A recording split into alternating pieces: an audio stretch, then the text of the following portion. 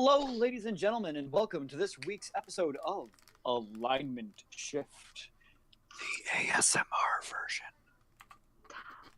ASMR? No. Are you guys ready to roll some dice? Because I know I am. I'm just kidding. All right. I Enough didn't know of what that meant. Well, boy, are you in for a world that is very interesting. Yeah, you are. George, we'll have a talk later about that. Anyway, so to begin tonight's episode, I'd like to thank our sponsors. No one, if you'd like to be, let us know. Hit us up. We would be happy to have some sponsors, and your name could be here. But recapping, sorry, I've been listening to a lot of Critical Role, and so like every episode that starts, welcome to tonight's episode, or a bunch of us nerdy ass voice it, so I gotta not do that. I'm on episode 105 now of the first season. Oh, you're getting close. Well, no. Oh, boy! Just to remind people, I watched episode 114 and 15 too before I watched everything else. So, and I already bought my eyes out. 1.5. Yeah, Kayla's watched half the episode. Kayla, get on that. Gosh. I am. Hey, I'm a person. I can do what I want. Snap, you don't need no man. I'm not a man, though. And per usual, we cannot get my picture to load on Twitch, so you'll just have to look at my wonderful artwork for Alignment Shift instead of that. So, without further ado, we shall begin tonight's episode of Alignment Shift. Oh wait, no, I forgot. Roll call. Steven. Yes. George. Eh? Ajax the Conqueror. Always. It's his legal name. Kayla. Hi. And Peggy. Did I miss anyone? Oh wait, of course I I did. feel left out. I'm leaving now. Mackenzie. Oh, I dropped something. No longer welcome. No longer welcome. How can you forget your? No. How can you forget the streamer? How can you forget the person operating behind the camera? I'm pretty sure I said them all, and as soon as the words came out of my mouth, I'm like, nope, I miss Mackenzie. Anyway, so, without further ado, we will begin. Picking up where we left off, the party, seeking more powerful artifacts to aid them in rescuing Vox Machina, who is currently lost somewhere in the abyss and has been unable to be contacted since Percy was reached telepathically. The first artifact they're seeking are the Rafts of Dymac, which have been known to be somewhere around the area of Singorn. They've made their way southward through many forests, nearly waking an entire hive of banshees along the way. They passed a quarantined town of Westron, which was being watched by the Stalwart Watch, a group of darkness hunters who is their sworn duty to destroy evil and darkness wherever it is found. Made their way even further south, met up with a group of bandits that they quickly washed down the river, who showed up at the end of the ball, very wet and very irritated, but no blood was shed.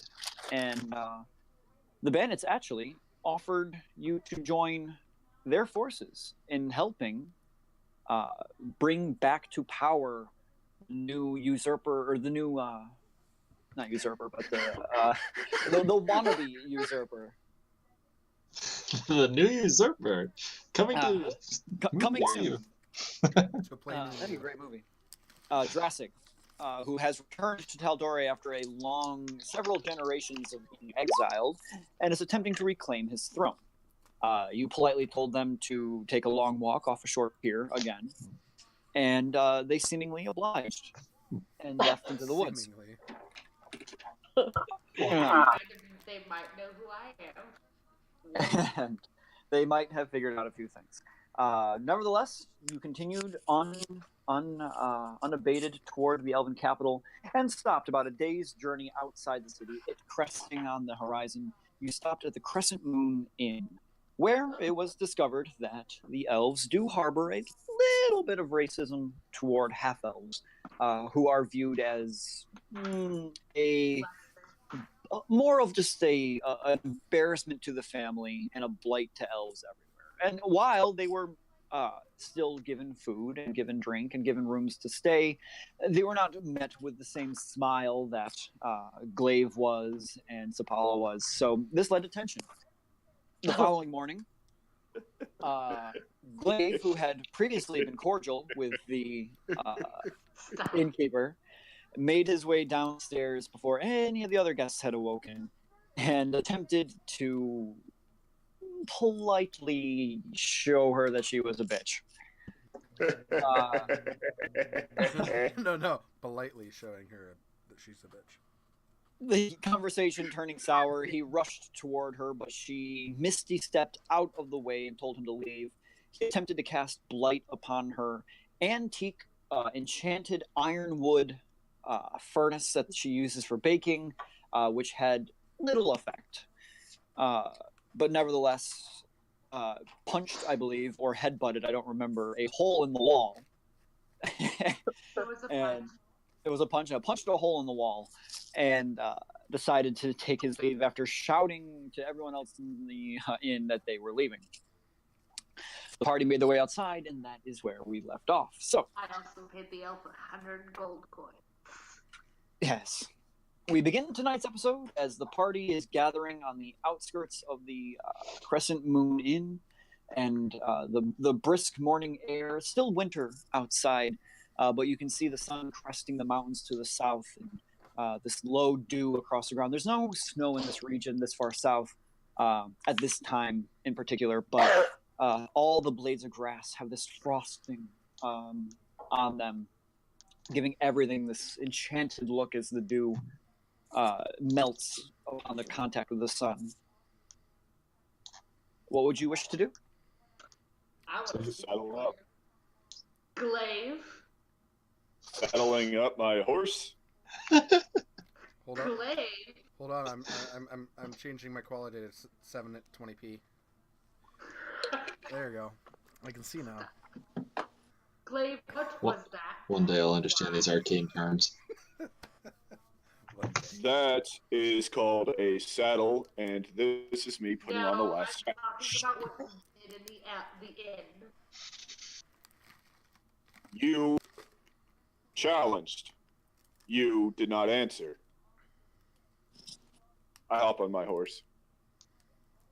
I hold the reins of the horse. That is not how you handle a challenge. And that is not how you handle someone who does not approve of who you are. As I could take the reins from. We cannot go to Singorn if you and Sipala are acting like this. We are going into Excuse you. We are You acted immaturely and you were trying to force someone to like us. You can't force anyone to like anyone. I wasn't trying to. You demanded that she be nice to us. I demanded that she be polite, but I didn't demand that she liked you. She may have not liked us, but she was still offering us services. She could have turned us out, but she didn't. As you are arguing in the morning mist here for a few minutes, battling back and forth, along the road to the north, you begin to see a handful, or two, not a handful, two riders coming up on horses, approaching from the north down towards your direction in a very quick fashion. Are they Give me my elves? reins, Elena. Y'all cannot act like this in the city.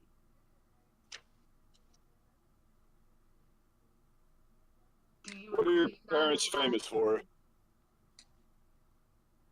For bucking the norm, but we are going into an entire city where we can be arrested, and I don't need that. None of us need that. For bucking the norm. At That's this a word point, for it. At this point, the riders are about 100 feet away, and you hear a voice ring out towards you. Hey! I turn. No. Polo! Riding towards you, you see adorned in the stalwart watch armor, coming down two figures, both of them still hooded, riding down the hill. One of them has their arms and are waving it quickly in the air toward you as they're approaching. The other one, not quite in the typical Stalwart Watch armor. While it's wearing the armor and has the hood is pulled back. But instead of the open face that most of Stalwart Watch were wearing, you just see this big, what looks like cast iron raven head with full beak protruding about a foot off the front of the face. And both these figures are riding towards you, and the other one, the arms outraged, hey! And as the horses come up, you see, once again, where to go here? Lore Master Beskar. Hey. Master. Hey! Been trying to catch up to you guys for a couple days now. Whew. She gets off the horse and kind of stumbles for a moment. Oh, I've been riding nonstop trying to catch up to you guys. Oh, we were hoping to catch you before you got to the city. You remember, I was Lore Master Beskar. This is my associate. I just flipped off the page that had his name on it. Azuriel. Have you guys been to Singorn yet? No.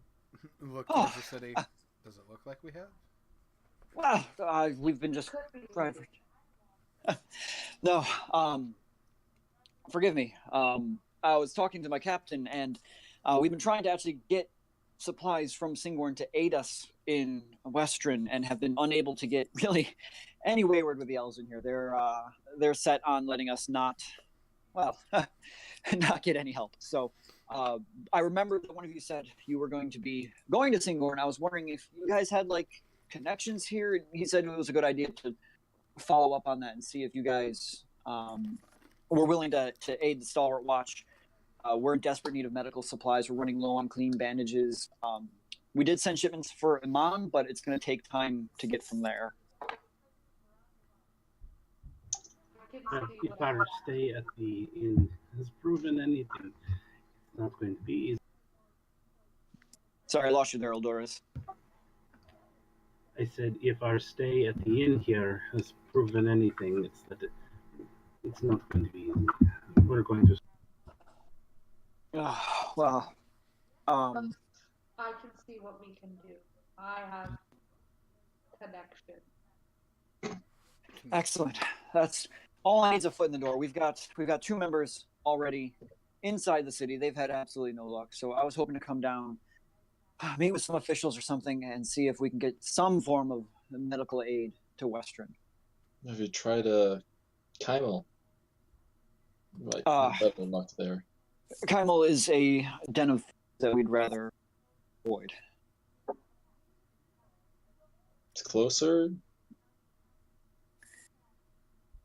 We have reached out to Kymel, but the officials there have been just as helpful as Singorn, and unfortunately, with the knowledge that we are seeking with dealing with whatever this plague is, I feel like the elves here are going to have a much richer background in what we assume to be an arcane plague, as opposed to a mundane one, and that's why we are seeking the aid of such mystics. Well, we can see what we can do, but don't think we can promise anything right now. Oh, absolutely. That's all I'm asking for, and I'll speak for Azuriel, who kind of nods, his arms crossed. He's a big burly man. Is he the one wearing the raven mask? Yes. Until further notice, is a Birdman. Is he tall? No, man. He's not overly tall. Maybe 6'3". Okay. I turned to Azuriel. I said, "Is there any significance to the raven?"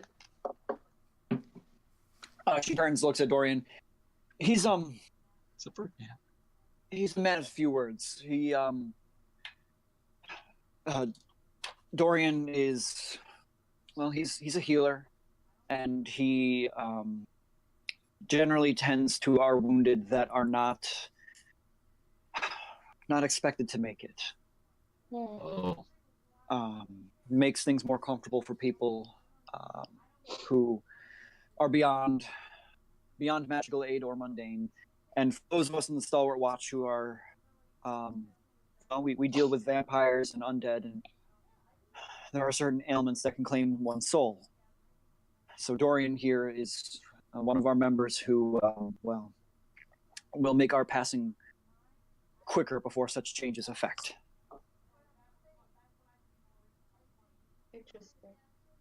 Is he Paula hands him a flower? It's interesting as you protrude the flower. This not massive, this large gauntleted hand. You can see he's easily 210 pounds. His arms are bulging underneath the armor. He reaches down and takes the flower from you, and he bends down to one knee, reaches into a satchel, pulls it out, opens up a journal, and places the flower in there and presses it between the pages. And gives you a nod. I just thought maybe there might have been a significance to choosing a raven. Well, he just said. As Dorian told me many years ago, he sees many people to the Raven Queen. And so he adorns himself in a facade that will lessen her impact when they see her.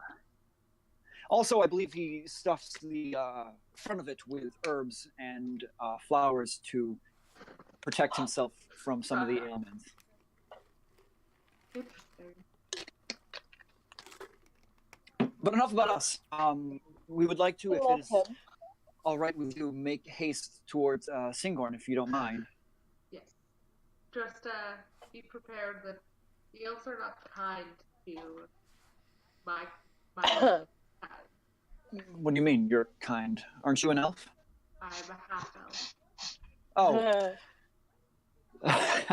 Oh. Forgive me. I don't pay attention to things like that. As long as you're not undead, I don't care.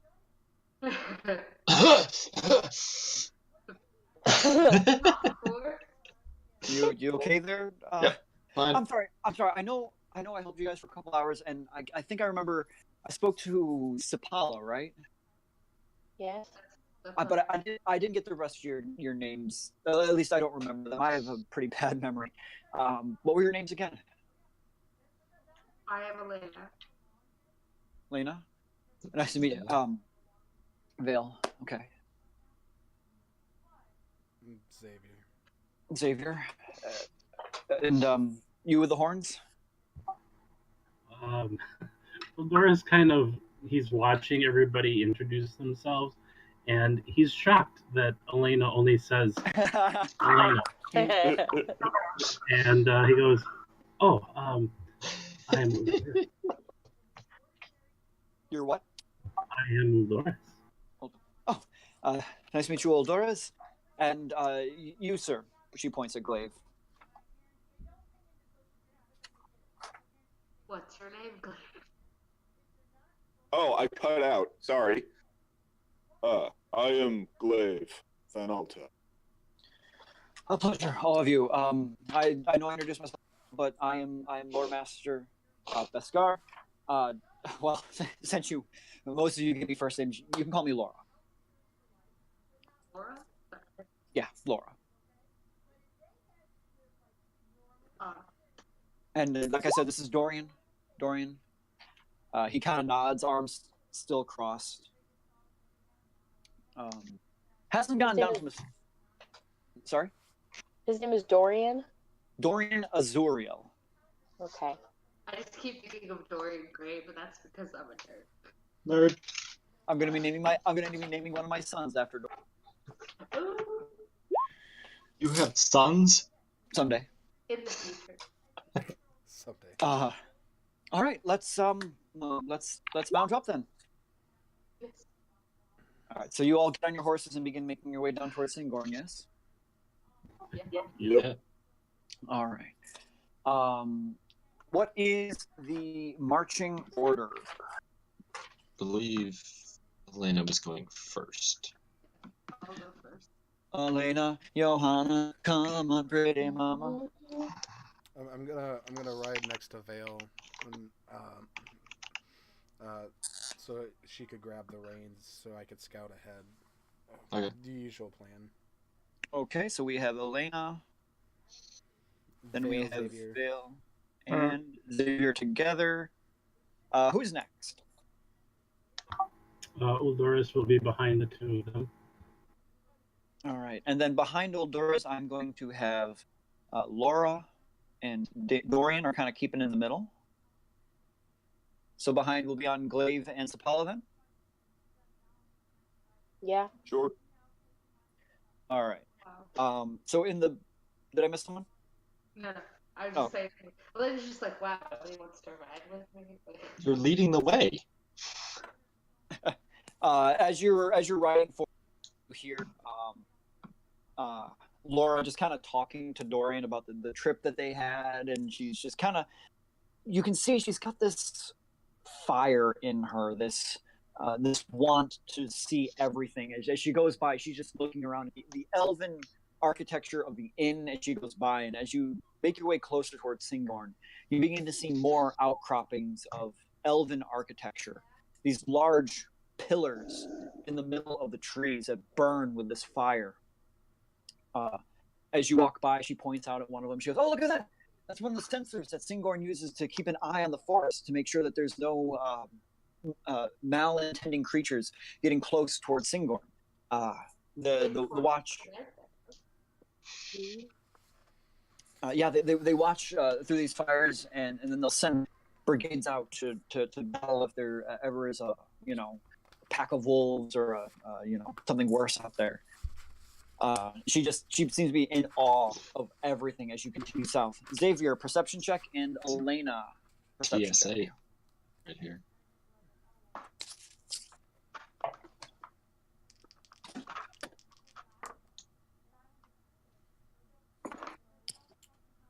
$16. 16?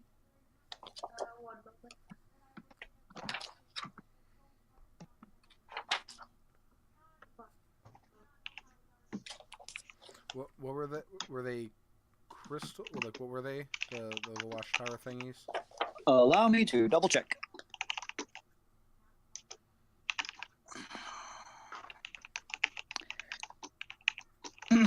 Sorry. As you glance, like structures, where at the top there is a slight. You dropped briefly. You dropped for a moment. Okay.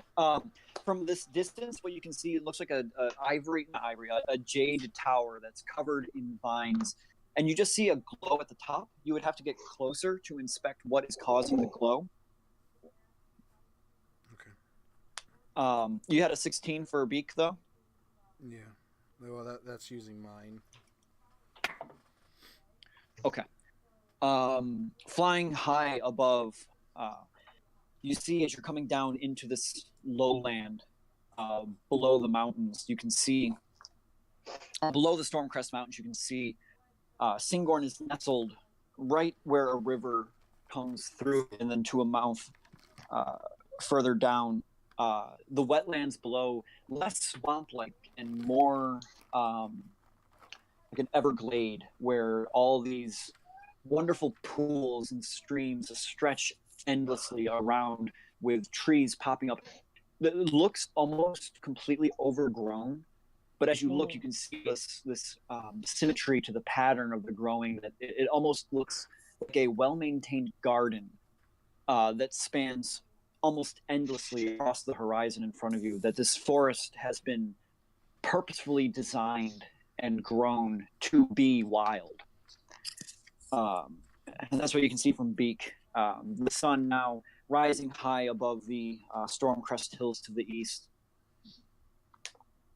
The air beginning to grow warmer. It's about a balmy 50 degrees outside. Still chilly to some, but warm to others. Elena. Yes. As a couple hours pass down the road, Laura. You dropped again, Cal. Oh no. We've lost our DM. The world starts to crumble and No. blow away. What message him? I get it. Is this what it feels like to DM our own game while still playing in it? Ah, he's back. Standing in the middle of the road. You Cal, dropped you again. heard absolutely nothing. You dropped. Was it beholder? We're all dead. Rocks fall, everyone died. Were you having like a plane shifting incident going on at your house? It's all the snow. You Cal, you're supposed to have plane anchors. Yeah, I know. You know, it's really hard, okay? Can you hear me now? Yes. Yes.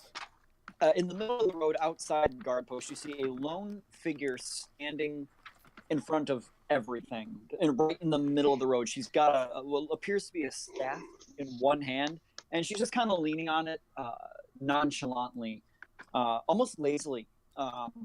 But she looks expectant at the end of the road. I feel that. Lazy but expectant. That's what I see is That's what you see with your you had a 24, right? yeah. Yeah, that's what you see. I tell everyone that we're coming up on a guard. So I'm sorry, I lost you there. What was that? I tell everyone that there's a guard up ahead. Hey guys, there's a Oh guard. yeah, we didn't talk about the plan. Don't act threatening. I look over to Glaive. You could mention it really quick, George. I don't know. We just continue on. Give me one moment. I can't find the freaking page. That was the plan. I forgot. That's what it was. What plan? There we go. All right. As you come up, what you see in front of you. I have too many pages open right now. I'm sorry. It's all good. Don't be sorry. The internet should be sorry because it keeps cutting in and out on me. I pay $90 a month for the best internet. You know. So you get better. Is he out? Did he pop out again? Yeah, he did. It's the out pasta. That's what I caught. He's got to have something interrupting his connection somewhere. It's their aura around them. Oh, You see very. Cal, we can hear again. Yeah, are you having firewall issues on your computer? I'm on my cell phone. I'm not on my computer at all. You're losing signal then. Oh Hang on, God, am I on the internet? Okay, Yeah, I am. that's what I just checked. Hang on a sec. He's gone. Oh, he's back. All right. Just got blasted by like 6 different voices there. Hold on. Okay, where'd you lose me? Good ways ago. We're looking for the page and that thing after that. Oh, okay. The figure in front of you, what you thought was just the greenish tinge of the forest around this figure. As you approach, you see that their very skin is almost green in tint. Their ears are long, almost a foot long, going past the tip of their head and back. As you get closer, it's a beautiful woman with this emerald green outfit that seems to be made out of leaves and twigs and just sewn from the very forest around. Her hair is long, flowing, and also green tinged, with a hint of brown in it. Very long, flowing down past her waist behind her. And as she leans up against the staff, you see this long square shaft of the staff that appears to be a brass or bronze material that comes all the way up to a head on a equally green crystal that is broken off into 5 different sections, kind of pointing upward and outward in different areas. And as you approach, she waves at you. You go, hey guys, can you stop, please? Hold on, voice to stop. Hello? Hi. How are you guys today? Well, Are you selling something? No, I'm guarding the road here. My name's Enduel. How are you? Fine. You work for Sigurd. Yeah. Oh, are you guys new? Can I be the first ones to welcome you to Singorn? Oh my gosh. Cal, question. Yes. I feel like I feel as Elena has been to Sigurd before, considering relatives. Mm-hmm. Okay, I didn't know if you like. If that's Yeah, you've probably been there once, but your parents made it quick. And when you traveled with your parents, it was usually they would travel arcanely, or they would have like Gilmore transport them. You never really went by the road to Singorn. okay. Um, so Insight check. This is not my first time being to Sigurd, but traveling this way it is. Well, for the rest of you, then, let me be the first. Welcome to Singorn. And she just has this bright smile across her face. You see perfectly pearly white teeth, not a single one of them out of place. I love her. Prestidigitation. Just kidding. a little glint in the sunlight. And as she says this, she goes, now, there's another thing, though. I do want to ask, is one of you, I only got a first name, is it Glaive? There's nobody here of that name. May we enter? Oh, well, most of you can. I did get this, and she pulls out what appears to be a small I'll crystal. roll that if you tell me to. You'll what? I'll roll that if you tell me to. Roll a deception. It's funny because only one person said it. And then I imagine we all looked back at Glaive. No, there's no Glaive here. Okay. You know what? I'm gonna go with it. I say that, everybody looks back at me, and I have a 3. You're the best at keeping secrets. She looks at you for a moment. She reaches in her pocket. She pulls out a small blue crystal. And she's like, "Well, I think you lied to me. I don't like to think that people lie. I like to trust people, but." And she kind of does a flicking motion with the crystal, and this very crude image appears in the air, hovering above the crystal, flickering with blue light. And you see what appears to be if a 15-year-old made a clay sculpture of Glaive. And then 15-year-olds are really good at that. But... Yeah, but like a 15-year-old who didn't study like sculpting. And then transform that into a hologram. It's very crude. It's not pretty, but it's definitely Glaive. Hologram. Time travelers. Oh my god. Oh wow, Glaive! That looks like your uncle, Glaive. I want to try it. No. As she says this and the image appears, you watch as her hair, from the very tip, begins to shift. From the greenish tinge that it was before, it suddenly begins to into this almost golden red color. And as the hair reaches the top of her head, you watch as it filters through her skin, causing her skin to shift from the green to this almost golden red. All the way down, her clothes shift into this dark red color.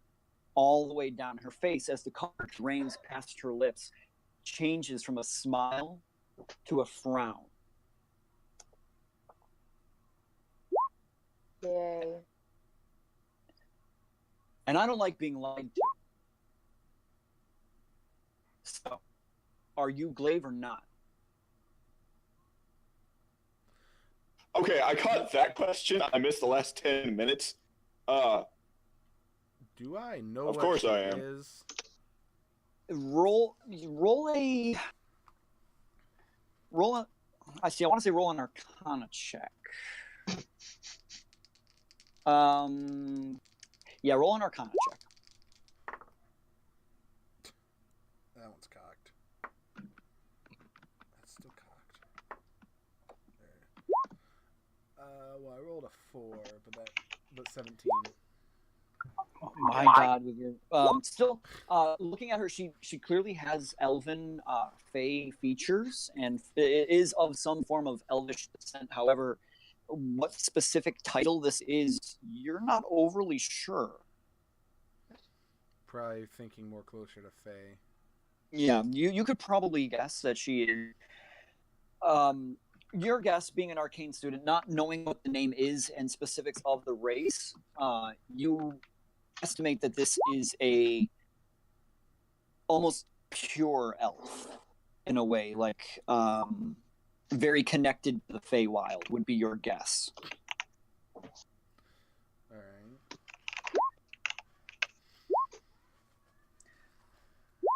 All right. So, are you Glaive or are you not? And don't lie to me again.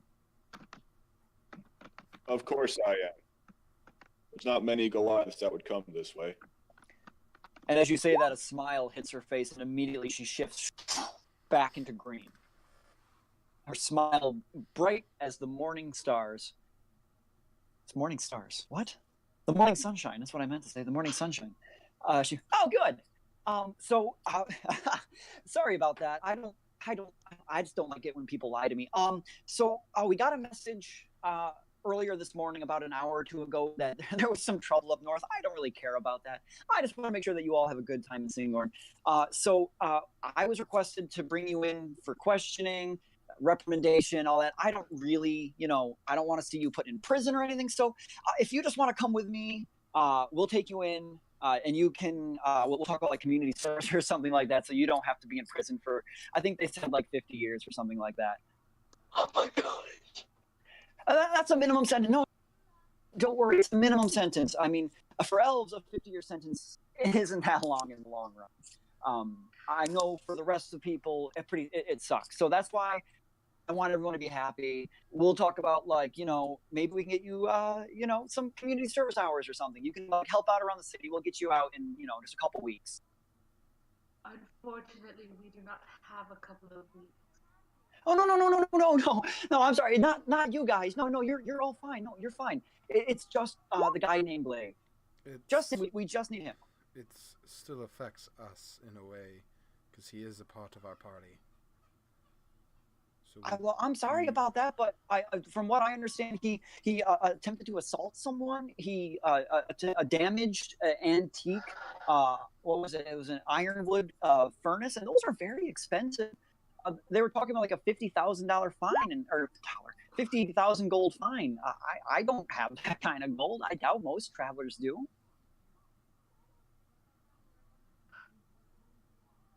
All right, take us in. No. Again, not you. Just Glaive. That's all we need to do.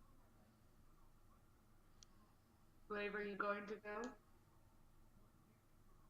What if I just don't go in Singorn? Oh, well, see, the problem with that is you did do it still, so it has to be kind of done now. If not, they'll send people after you to kind of pull you back to pay for it. Elves can be very, they hold grudges, They live a long time, and they hold grudges even longer. I expect that kind of conduct from a dwarf, but not from an elf, because they act so elegant. Well, that's exactly why. Clearly, you've never met an elf. I'll take myself off of my horse. Where will you be taking him? Oh, absolutely. No, you can stop by. Let me just double check the name of the place in my book here. Paula jumps off the horse and onto Glaive's back. Hold on, I just got to find the right place. If you stop by the Barrel Keep in Singorn, that's where all the military stuff is there.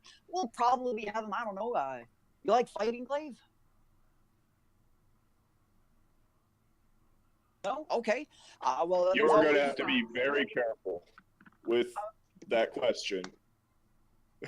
Oh, well, I meant was we have troops training in the barracks and stuff like that. So if you want to help out around the training yard and stuff like that, I figured that'd be a great place to do your community service. What do you say? There's options for him to take. Oh, sure, absolutely. Excuse me, miss, can I have you step down from what they call the perpetrator? We are a package deal. I get it. I know. I get it. He's your friend, right? He's more than my friend. He's my best friend. He's your best friend. Oh, I want a best friend. I don't believe we've had your name. Ma'am, I will have to ask for a moment among these. Oh, but she does. And as you hear her say, I want a best friend, her color now shifts again from the green.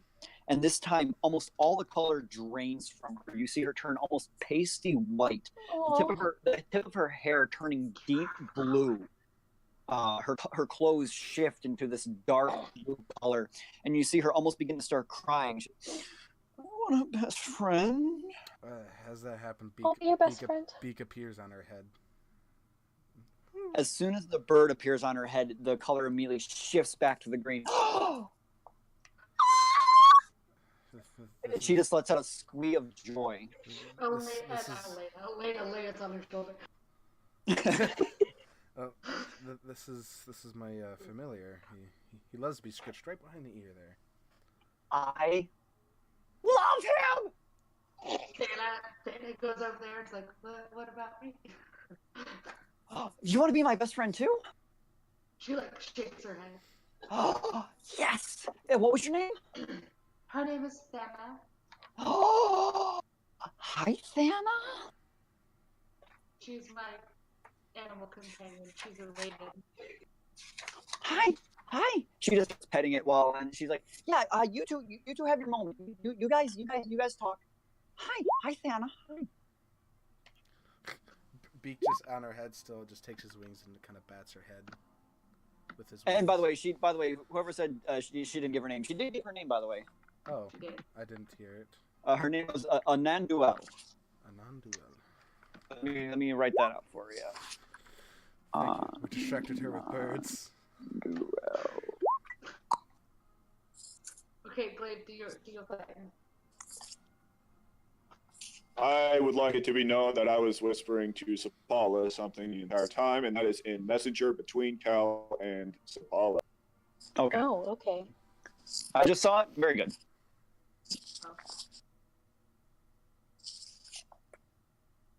Oh. Is she like almost child size? Like no. As you look at her, and she's trying to simultaneously pet Thana and Beak, one on top of her head and one on her shoulder. She's average woman height, maybe 5'6", maybe a little taller than your average woman, but not anything different. Okay. I'm gonna after she notices that she's not as distracted, I'm gonna levitate off my horse and land in front of her. I have a question for you. Yeah. She's just sitting there at the moment she's holding Beak and Thana in both arms. You see Thana looks utterly perplexed and is like keeps trying to get away, and she keeps kind of squeezing her back in. Beak doesn't Please care. be careful with her. He just looks back. Glaive. What? You're obviously Elven, but what exactly are you, though? Oh, me? Oh, yes, if you don't mind me asking. Well, no, I don't care. They call us Eladrin. Eladrin. Sure. Oops. I think that's actually how pronounced. Sure, Eladrin. I'll take it. I'm not entirely sure. At least that's how I always pronounced it, and that's sure. Eladrin. That's actually what I was thinking she was too. I figured you knew what she was, but that's why I was like, with your check having Xavier not know, but she just told you she's Eladrin or Eladrin. One of those damn sayings. Eladrin. They don't put pronunciation guides. Eladrin. I like Eladrin. Eladrin. Anyway, they call where we're called Eladrin. We're from the Feywild. Get back here! She keeps like wrestling with Thana. Please be gentle with her. I'm sorry. Did I hurt her? No, she's just particular, and I'm just protective. Xavier, make a perception check. While he's doing that, I'm having like these flashback images in a cartoon of this is George, and he is my pet, and I will love him and hug him, and him and squeeze him. 23. Yeah. Rolled double 23. 18. As she's having this conversation and she's now let go of the staff, it hasn't moved. It's also your first assumption was that it was like just embedded in the ground, that she had stabbed it there, but you notice it's actually hovering about half of an inch above the ground where she just let go of it, and it's just staying right there. That's an interesting staff you have there. Oh yeah, we just use that to bring in people that don't, want to come in. So, But do you mind if I asked what it does? oh, I'm not supposed to go into specifics on it. You understand? It's That's all totally technical fine. mumbo jumbo. That's totally fine. So are you ready to go yet? I don't want to lose my new friends, but I'll get in trouble if I don't bring you in, for the service, All you'll see Me- is me and Paula. Sephora actually are having a. You go ahead. You go ahead. Say your part. All you see is Paula crying and throwing a fit, basically. She Are you immediately, still attached to me? While you're still attached. she immediately I'm she sorry. immediately runs over. Oh my god, no, don't cry. Oh, why are you If crying? you cry, I'm gonna cry. You're taking him away. What am I supposed to do? I know. I don't want to look. I don't want to make you cry, but it's just for like a week or so, okay? It's not forever. You'll get him back. I promise. I pinky promise. She puts out a pinky toward you. I promise he'll come back. See, Paula, no, she just doesn't. Please. You see her hair once again start to shift to the blue, like very slowly this time, creeping up the back of her neck, and please. See, Paula, Blade did something wrong, and he has to abide by the law, unfortunately. Glaive just starts walking towards the gate. See, Paula's still attached to you, crying. I go to pick See Paula up. No. Having to reach up. See Paula, I will roll. He I looks will so roll. grumpy. By the way, Strength Glaive. check. Actually, Oldores, you're not Sure, doing much at phrase. the moment, I'm- right? What are you doing at the moment, Oldores? Dolores is watching the exchange go back and forth. He's a little, I guess, disappointed in what's expected right now from the Eladrin. But at the same time, he is in awe of this fey creature changing color back and forth. Make He's kind of like split. a perception check.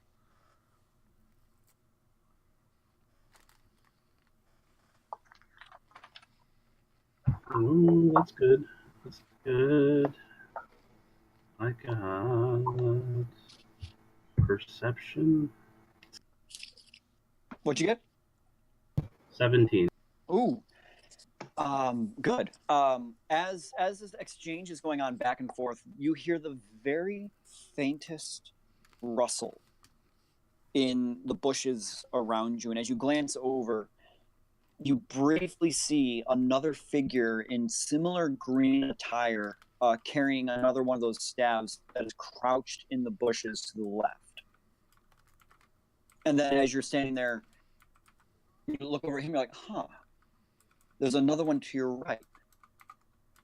And another one. And then you realize that while this whole exchange is going on, the party has been being watched by several other people that are hiding in the bushes.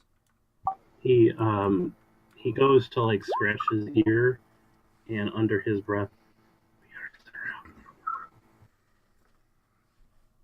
Gotcha. Like, look around. Obvious, Elena. What did you say? He whispered, "Don't make it so obvious, Elena." If she whispers back. Clay, you need to convince her that she cannot come with you.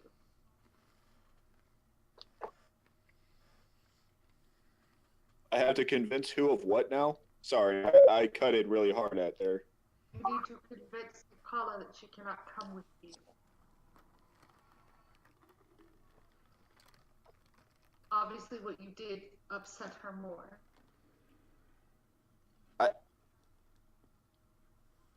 That's debatable, but okay. For what Elena saw. Instead, I'm going to turn to the Eldarin. Mhm. You have us surrounded. Well, yeah. Yeah. It's a precaution. Look, we're, the elves are magical. A lot of people have magic and things like that. So you never know who's just going to suddenly start casting fireballs. So that we have backup plans. I'm Plan A. Plan A is peaceful. You walk with me. We go. We do community service. You're out in like a week. Plan B is we take you in by force, and then you're stuck in prison for 50 years. And no one wants that. But if I may, Yeah. it's kind of sneaky, kind of tricky. No, I'm sorry. Please let him. It's okay. It's okay. It's kind of tricky. It's kind of like lying. We don't like being lied to. Look, as you see her, she's almost turned fully blue now. There's just a little bit of green left in her cheeks, and she's just, I know, I don't like lying. I really don't. I don't. But like I said, it's a safety thing. Like, if you guys weren't so nice, everyone, all you guys are so nice, and if you weren't nice, you could hurt someone, and then you go walking into the city and hurt more people, and then that's on me, and I don't want people to get hurt. I really don't. So yeah, guys come out here, come here. And as she like motions out, 5 more people, all green, step out of the foliage, and you wouldn't notice them as they move through if you weren't looking for something, because their skin so perfectly matches the foliage around. But as they step out, they all have this just beaming smile on their face as they're watching you. One of them you can see is kind of slightly turning a bit blue, but he seems to be more interested in her and is just kind of looking at her. And he seems to be like empathically turning blue because she's blue. And he's like, look, okay, here we are. We're all here, guys. Okay, so just come with us. It's not her fault, guys. Yeah, I'm just trying to help. Okay. She is enforcing the law, and unfortunately, Glaive did attempt to attack the elf, and he did blight the stone. So unfortunately, he needs to follow the law, and I know that some of y'all do not like that, but he needs to answer for his indiscretions. And she's just trying to protect Singborn the best that she can. Thank you. So Unfortunately, if she has me go and do this community service as she has offered, she will be damning more people than she realizes. No, don't worry about it. The rest of your group can keep going. Huh? Everything will be fine. No, it will not. Let me be very clear. I am not saying no per se. I'm saying it is a bad idea. I know. I'm just trying. When my magic touches people, it claims them. Wait, no. What? Glaive. I am having a discussion, Elena. Okay, look. Do you think Talk later. you're dangerous? I Don't answer that don't question. think I am. I know I am. Well, look. Okay. If you will allow me, okay, I have a solution. Okay, I have an idea. Now we use these. She reaches behind her back and she pulls out a set of manacles. They look like wrought iron. The edges of them look gilded, however, with gold around the edges, and you see runes carved into the surface that pulse with this faint green energy. And she's like, "Now, I don't like using these. These are one of those, hey, you're a bad guy kind of things. So we can't trust you. I don't want to use them. I don't need to use them. But if you would feel more comfortable, I put these on you. You have no more magic. It sucks it right up, and you can't do a thing."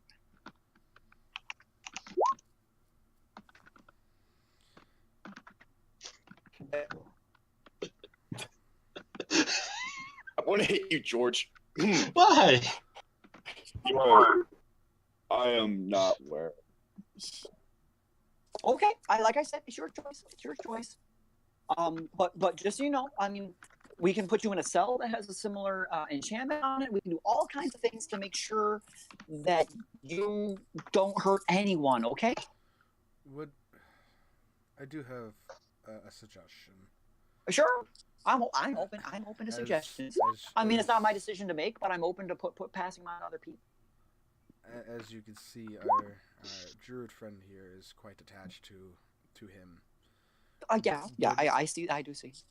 Would it be okay if she just accompanies him so she can inform us of what is happening while we go do what we need to do and why we came here?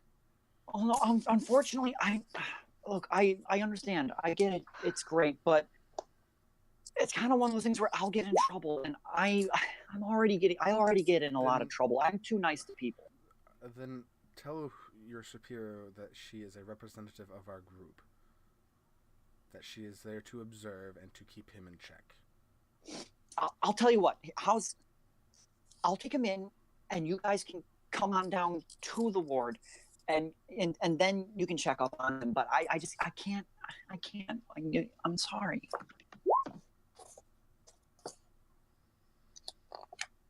See, Paula, he has to know.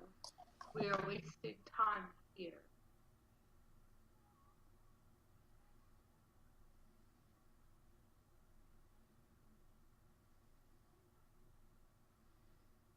Sapala.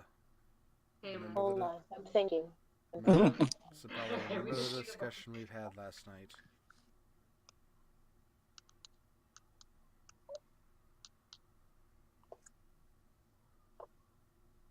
Perhaps these people can help me with one of You can't the hear you if issues you're that I'm talking. having.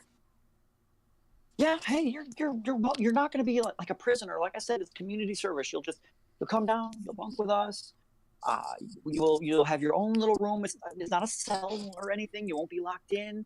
We'll just be keeping an eye on you. There may be like a guard posted outside the door, but he'll just walk with you. Like, you gotta go to the bathroom. You want to visit the library, you're more than welcome. Okay, it's just you gotta help us out for like a week, pay off for the furnish you damaged, and that's all. It's not a big deal, really. It's okay. It's okay. Paula, you will be able to visit. Yeah, absolutely. Did y'all even hear what I said? No, No. I think you're muted. Okay. Alright. Oh god, she's a So robot. Paula crawls down. Can y'all hear me? Yes. Yeah. Yes. Okay. And God she walks crawls over down. to the lady that's been talking. Yeah. And she motions her to get down on her levels.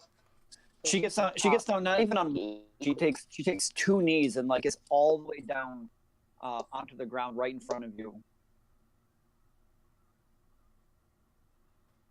She hands her a flower.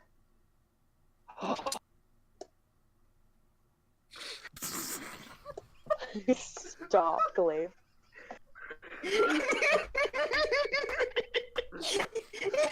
I almost didn't see you do it, and then I looked down.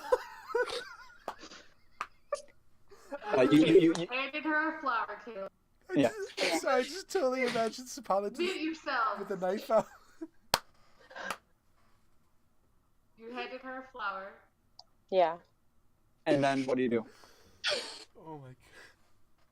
I ask her, you promise he won't be harmed? She looks at she holds the flower in her hand, and you see the tip of her nose has turned green as she's looking at the flower.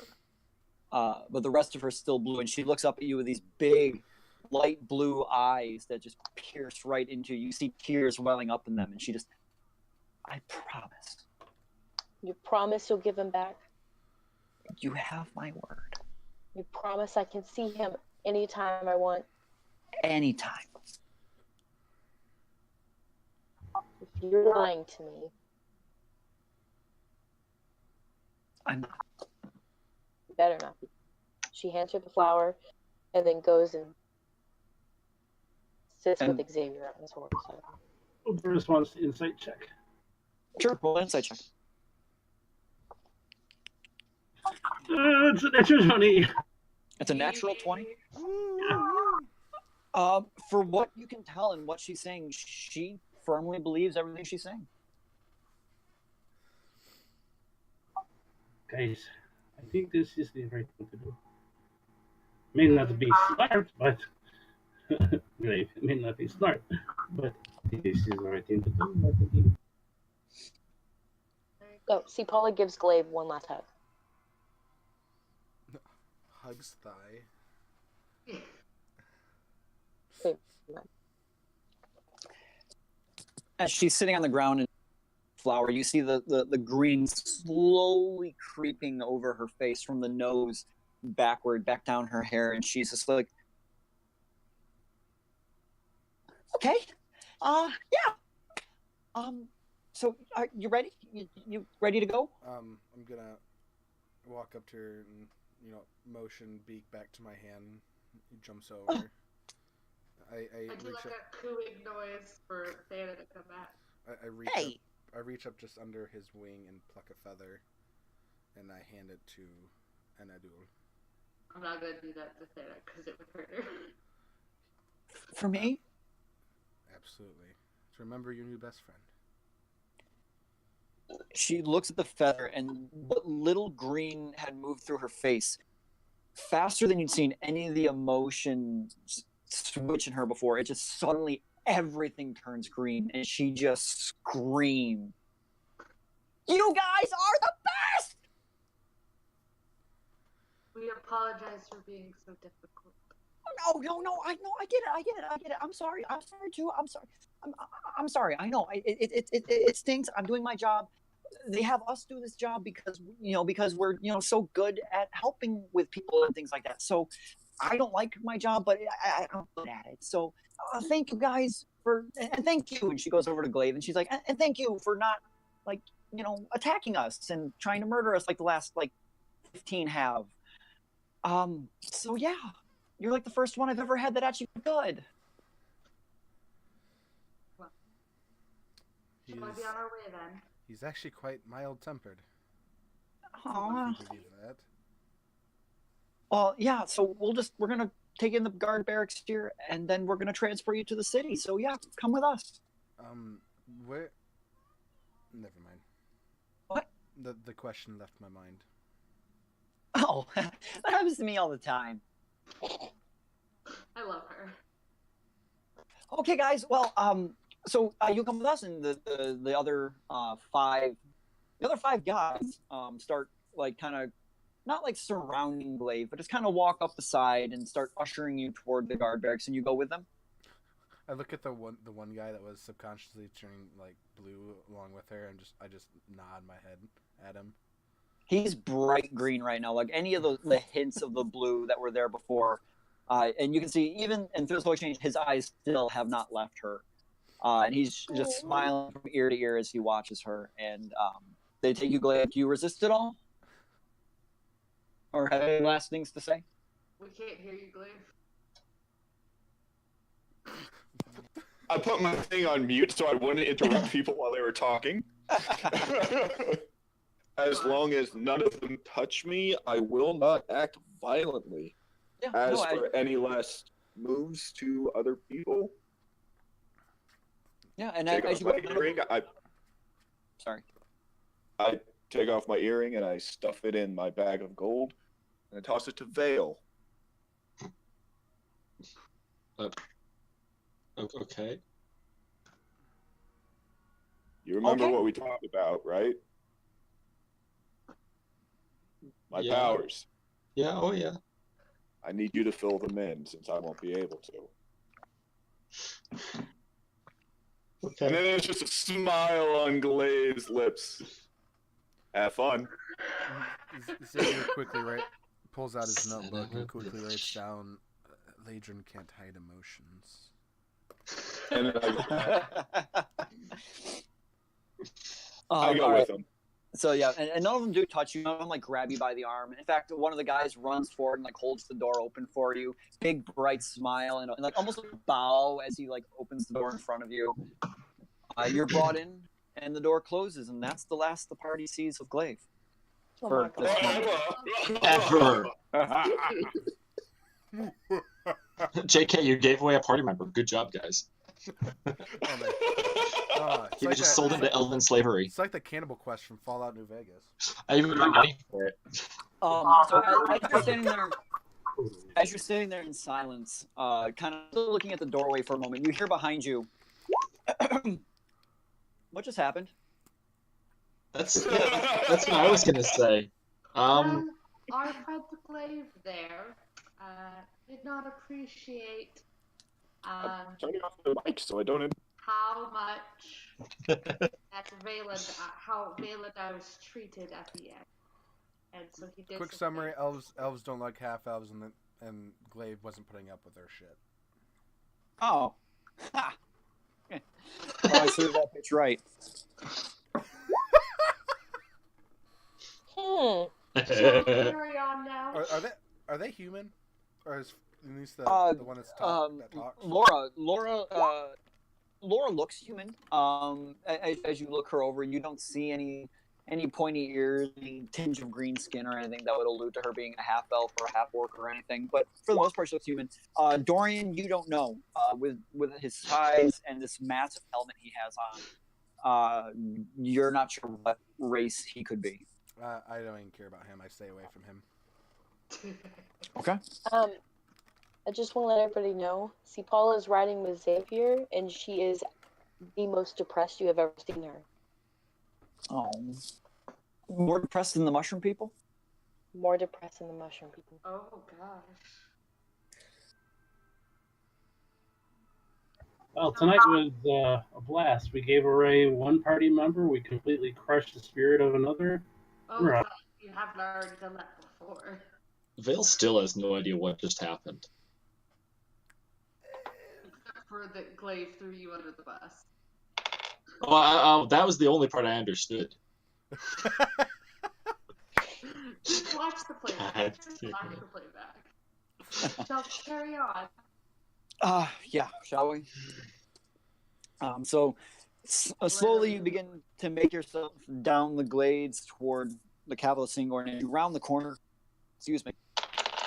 You see the sprawling emerald walls in front of you that seem to be cut out of solid jade. You see ivory climbing the walls. It just seems unkept but beautiful in its intricacy.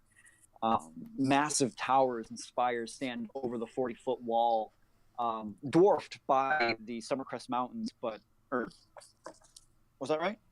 No. Stormcrest Mountains, not Summercrest. Stormcrest Mountains. But these just massive, beautiful architectural pieces adorned with ivory and marble, stretching as far as the eye can see inside the city. You make your way across, and now you see smaller houses outside the city walls, and various people going about work outside, planting in flower beds and stuff, like getting ready for a spring harvest session, where they're breaking up the ground and putting in fresh bulbs for the new season coming. And as you pass, you see people just whittling and woodworking.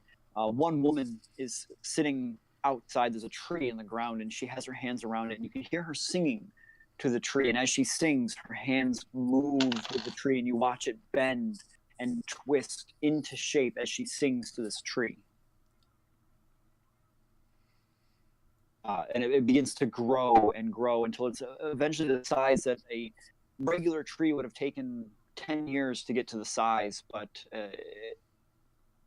in the course of her singing has grown exponentially. Doris leans in over to Laura. Did you see that? That is amazing.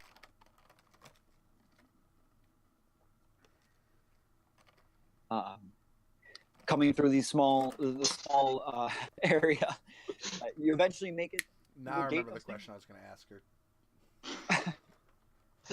Oh, Out of curiosity, what was the question you were going to ask? If they had means, if there was possibly a connected teleportation circle between there and Amon. Character knowledge or player character knowledge, you have no idea. Player knowledge, not in that guardhouse. Yeah, well, that's what the question was posed. Cal, I don't know if you heard, but Eldoris was talking to Laura. Oh no, I'm sorry. I thought you were asking. She just completely ignored him. I'm sorry. I thought you said. Doris feels very dejected now. No, we're gonna rehash that. As soon as you said, there was silence because when you leaned over, you didn't look at her, and you're like staring at the tree, and you look over, and she's just on the horse next to you, her mouth agape, looking at this tree. And she's, oh. Did you see that? I did. I know, right? The giant tree. What do you think they do with it? Oh no, maybe they grow it so tall that it gets up and walks or something. No. I don't know. Be so cool. Well, the inn back there looked like it was grown rather than constructed. I didn't look that close. Do you think? I can assure you it was. Do you think the inn back there could have got up and walked away too? It quite possibly could have. That would be a great idea. You could have your inn like moved to where the travelers are. Yeah. You've never. Howl's Moving Castle. Howl's Moving. I don't know what that is, but it sounds like a great idea. Guys, First, when we retire, that's what we're doing. We're going to grow a traveling. That would be amazing. well, let's If go I for ever- Paula. If I ever retire from murdering undead things, I will definitely make the first ever moving hotel. Don't even have to retire. I Mobile don't know barracks. If I will ever retire from my family. Who's your family? Oh, Derolas. The what now? The Derolas of Whitestone. Oh yeah, Whitestone. That's Wait, hold on! Don't tell me! There was an attack 30 years ago, Briarwood incident. Delilah and Silas Briarwood, I want to say it was. 32. One was a vampire, one was a Or- necromancer. They overtook the town. They had a couple of zombie giants, a large undead army. She looks over at. Yes, Am I getting those this right? Dorollos. 37 years. Am I getting this right? And you see him just like very slowly nod his head, arms still crossed. Elena has a very shocked face. How the Sorry. hell do you know all this? It's part of the Stalwart Watch training. We study undead and vampires and zombies and werewolves, demons, dragons, gnolls, all kinds of horrible things. And so we have to keep up on historic events. So Whitestone was studied pretty heavily because it's one of the first examples in recorded history. She kind of leans over to Dorian. Right? Yeah. First example of a successful rebellion against a vampire lord who has set up dominion over a populated area. Usually it requires like an outside, like another country to come in and free them, but just a small insurgency came in and led the people in a rebellion, which was one of the first ones in recorded history, which is what makes Whitestone interesting. I know the people who led the rebellion fairly well. No joke. You do? Percy Derella is my father. Wait. Yeah, I did read that name. Yeah, okay. Stop. Could you introduce me to them? We They're- are back they're in They're Whitestone. currently perhaps. indisposed at the moment. They're saving people. Yeah, I imagine. I imagine people like that. Yeah. They're pretty fucking busy, probably. Yeah. They could help the Stalwart Watch. You know, we could always use people who are like ready to fight darkness and stuff like that. If they ever are looking for a job or something, you know. I mean, they attempted to retire, but they keep getting called out. They're more freelance. Hey, Freelance. yeah, we hire freelancers. Yeah. So No. yeah. I think it's a little silly, but apparently now we're going to save them. Wait, what? No. It's fine. They're fine. No. They're fine. This sounds interesting. That's a secret. Wait. Tell. Well, Doris, what was that? What do you guys? Elena's just like, Bert, like, don't say anything. We're being distracted from our current objective right now. Can we continue? We are. We're still running. You're still getting closer to the city. I got an hour or so. The sun is beginning to get high in the sky. Not quite sundown yet. Maybe 5 o'clock. In the early stages of late winter. But ahead of you, you do see maybe 2 or 3 miles down the road the 40-foot walls of Singorn getting closer and closer as you talk. But she's now very interested and leans over toward Dolores and kind of tries to pull back so Elena is listening. It's like, what was that about? You're rescuing someone.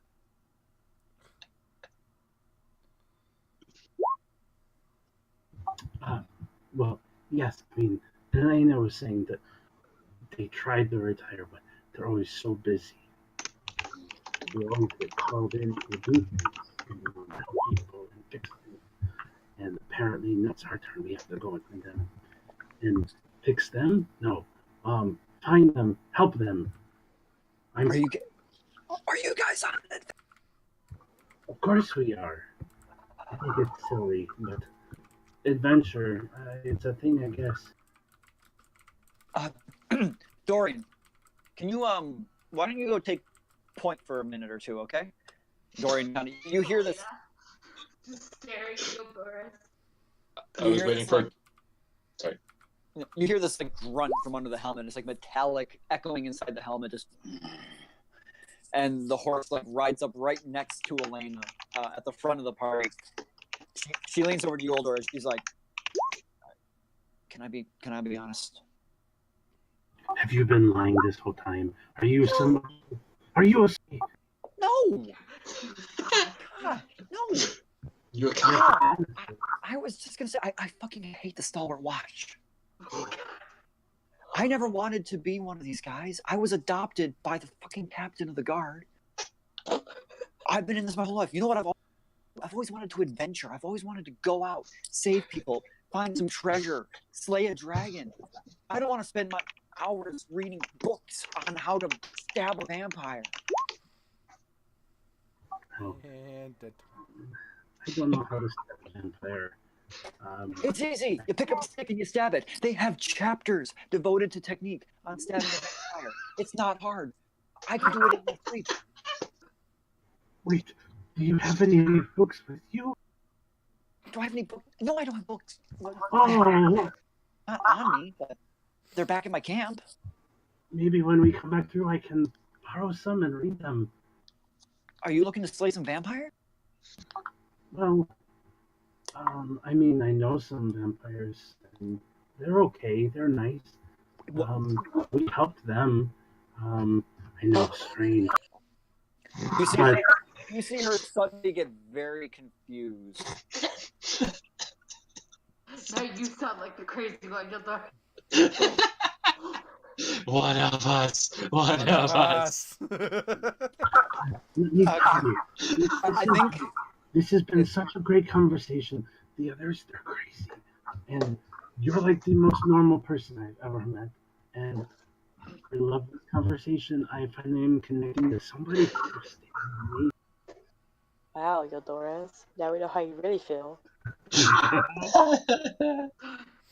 He's not Oh, wrong. they're always running into danger. I'm just like, I just want to stay alive. So maybe if I come through your camp again, we can borrow those books. And I can stay alive if I ever run into an evil. Yeah. Whoever's typing, shush. Yeah.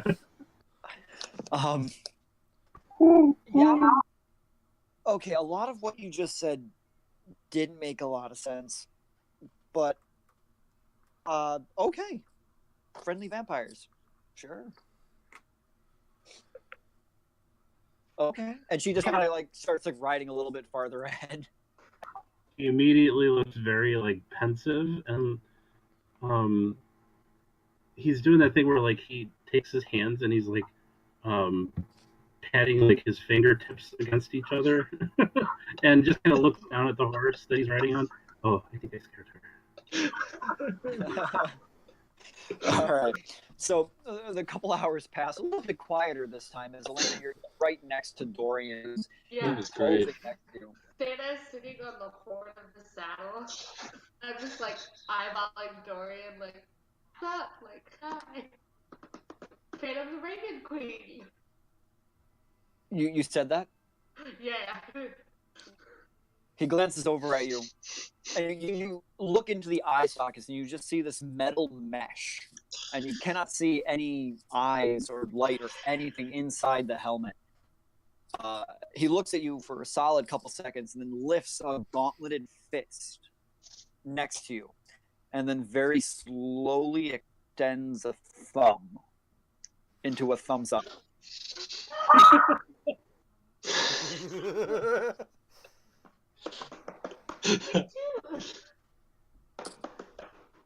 And I just pet Thana. This is awkward. He reaches a hand out toward Thana very slowly. You watch as every time he moves, there's almost a little bit of a shake to his arm as he extends his hand out. And like he's motioning toward Thana and with his hand closed, almost like he wants Thana to land on his arm. I pick Thana up and I just motion her kind of like over in that direction to see if she will go. Thana immediately flaps over and lands on his massive gauntleted arm. And he extends a hand and it kind of begins very slowly stroking Thana's chest as you're riding towards Singorn. His bird now. It seems that my companion enjoys your company. You hear from beneath the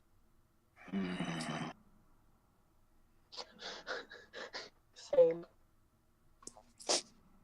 He's a good friend. I'm gonna. It's if you would you allow me, if I'm not the one riding or controlling the horse, would you allow me to ritual cast? Sure, what are you casting? Well, I'm gonna hand the reins to Sapala and ask her to guide us for the moment. I'm going to. Has it been a week yet? Oh. Unfortunately not. I'm going Okay. to pull up my book and start ritual casting Detect Magic. Sure. So 10 minutes pass as you're getting, at this point, you begin to get very close to the walls of Singorn. The sun has now gone over the edge of the, gosh, I gotta keep pulling up my map here because I haven't memorized, sinking down into the verdant expanse to the east, leaving very long shadows cast through the trees. You can just barely see the hint of the orange sunlight on the other end of the horizon as you are approaching the massive 40-foot walls. Xavier, as your ritual cast ends, you see, of course, all the magical artifacts held by the party.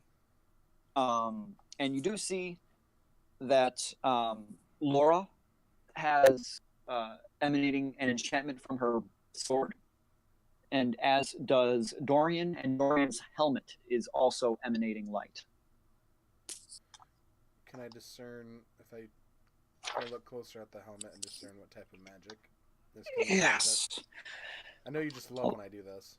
I love it when you do this. It's my favorite part of the game. Allow me to pull up the type of spell it is. Different schools of magic and bullshit. Fucking bullshit wizards and their stuff. Abjuration. Abjuration. Yes. Makes sense. I'll keep it going for the duration. If I notice anything within the 10 minutes. Okay. And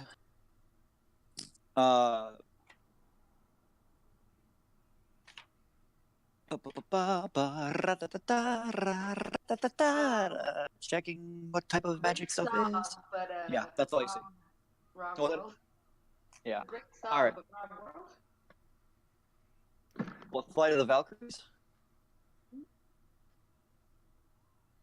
Anyway, so If after the 10 if I minutes, notice anything else strange, magic-wise, with my 10 minutes of detect magic, and as you were casting, what's the range on detect magic? 30 or 60 feet. And just as you're riding through the forest here, almost every elf that is on the road that you pass is just almost emanating magic from them. You see necklaces and rings and swords and 30 feet. armor. 30 feet, yeah. Every person that you go by, almost every single one of them has some form of magical item on them. And as you get, sorry. Oh, nothing. Sorry, I was talking to myself. And as you approach the walls of Singorn, you see about 10 guards standing out the front in the same armor that you saw in Whitestone, the green and gold. And their entire armor you see shimmering in abjuration magic. Makes sense. And as you come up to the gate, you see it's partially ajar, and one of them comes forward. Hold. What business brings you to Singorn? I need to speak with the Anar. Is it Anar? How do you pronounce it? Is it late tonight? Yes. But we've traveled away from Whitestone. It is a bit of importance. Just don't cause any trouble. Names?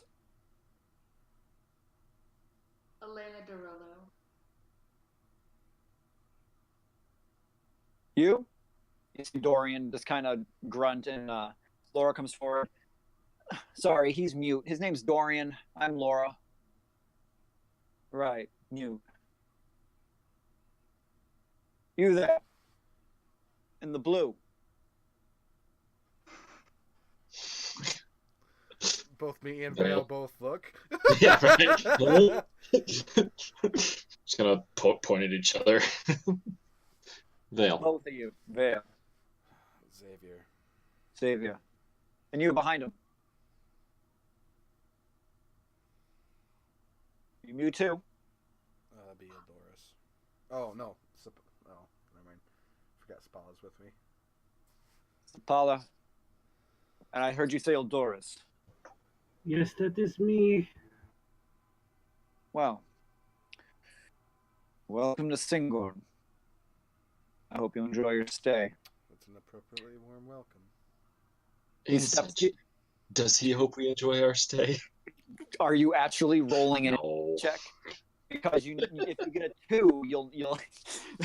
Thanks, man. He steps back, and one of the guards kind of pushes the gate a little bit more open, and you step in, and it is gorgeous inside. As you step into, let me pull up my map that Xavier was helpful enough to send me. Tag you in. Tag me in. Did you send it to me, or did you tag me in it? I thought you tagged sent you it. in it.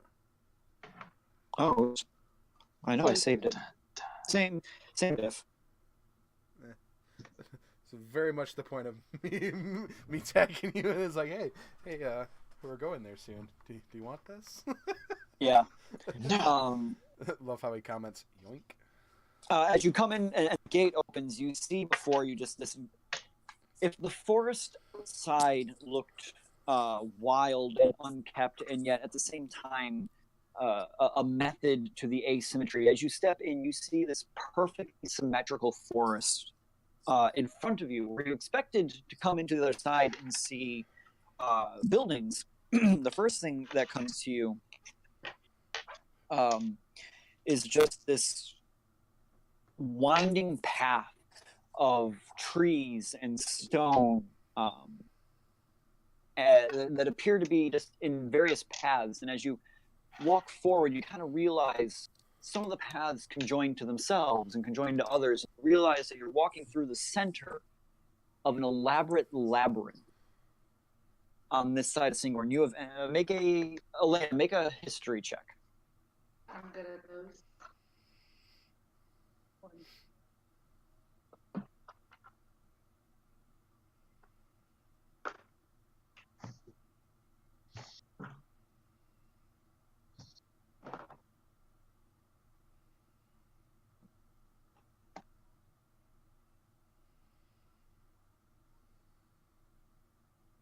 $19.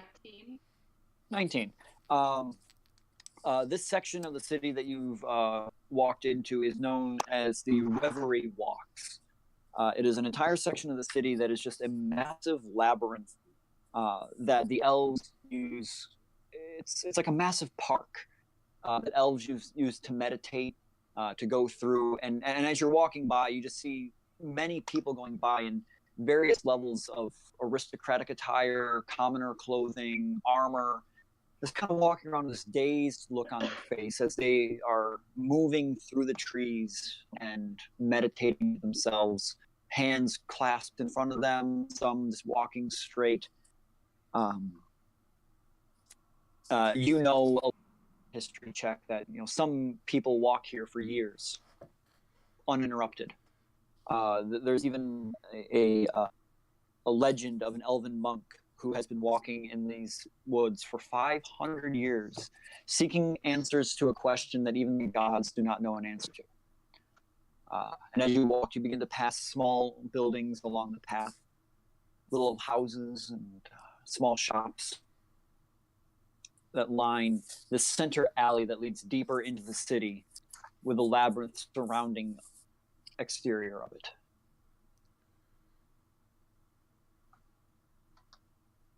Do I know the way to the house that we're going to?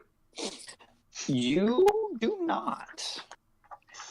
You have been to Singorn before, but you spent most of your time was in the Tarn Ward or in the Emerald Citadel area, the hoity-toity sections of town. You never really spent a lot of time in the rest of the area. Is there a guard nearby? I know this is not going to go well, but is there a guard nearby? Yeah. As you walk by, you see this just kind of walking by with a similar dazed look on his face, but a little more attentive. Kind of just lazily looking around as he walks. You do see a guard. His spear is kind of limp at his side, not held up. His shield also just kind of hefted to the side. You approach him. Excuse me. I'm sorry to disturb you. I'm looking for a way to the Anara's house. Anara. Yes. Yes. Sorry. Hold on while I consult my notes on which should I put that in.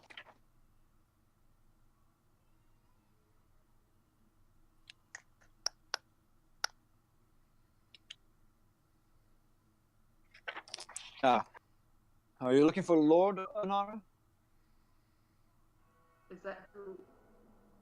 What was the name of the guy that my mother told me to think of? Oh, so many notes, so many places.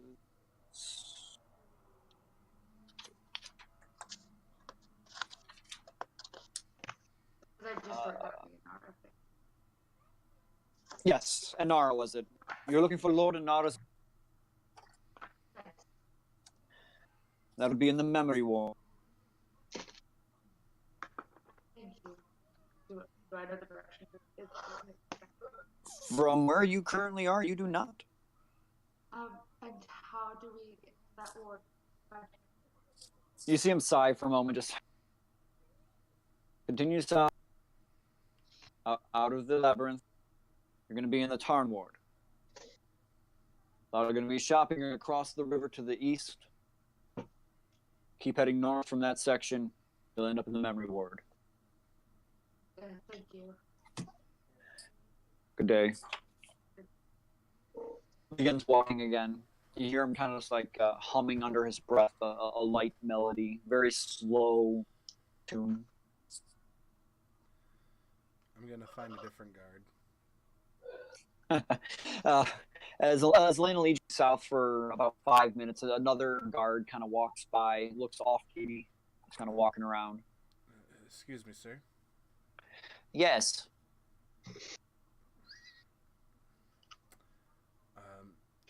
Do you happen to know if there is a teleportation circle that connects here to Iman? Somewhere in the city, probably. I was wondering if you possibly knew where. Do I look a good age to you? Could be. All elves are quite magical. Yeah. You're right, we are. Well, point being, I'm off duty, and I'm trying to enjoy some meditation, okay? I've had a long couple weeks. Same. I'm just gonna walk off. Right off if we still have a horse. I don't know if we still do. You're walking your horses, or you're on your horse in the city at this point. Okay. As you continue southward, Elena, actions that the first guard gave you. I'm sorry. What did you say? I assume you're following the directions the first guard gave you. Yeah. All right. As you walk for maybe half an hour through this ward, you end up at another walled section with a number of guards outside it. The door to this section, however, is wide open, and as you begin to approach, you hear music.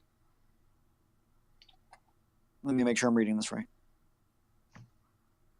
Yeah, as the moon rises, hear this almost heavenly music rising from the doorway that you are approaching.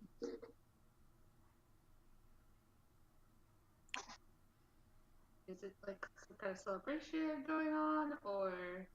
Make a perception check. Anyone who wishes to understand the music, roll a perception check. Sure. Anyone that's what? What time did you say it was?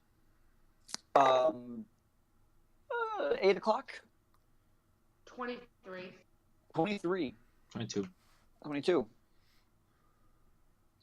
As you're making your way towards Sapala, this music is beautiful. It sounds like a choir of angels to you. Elena, Vale, you feel rhythm to it. You feel understanding. You hear words. You hear the gist of emotion coming through. However, you cannot understand the language. And no matter how hard you try to pick out what the words say, you don't know what the language that's coming is. All that you feel is you have to follow it. I have to get to the source of this music. I'd like to not.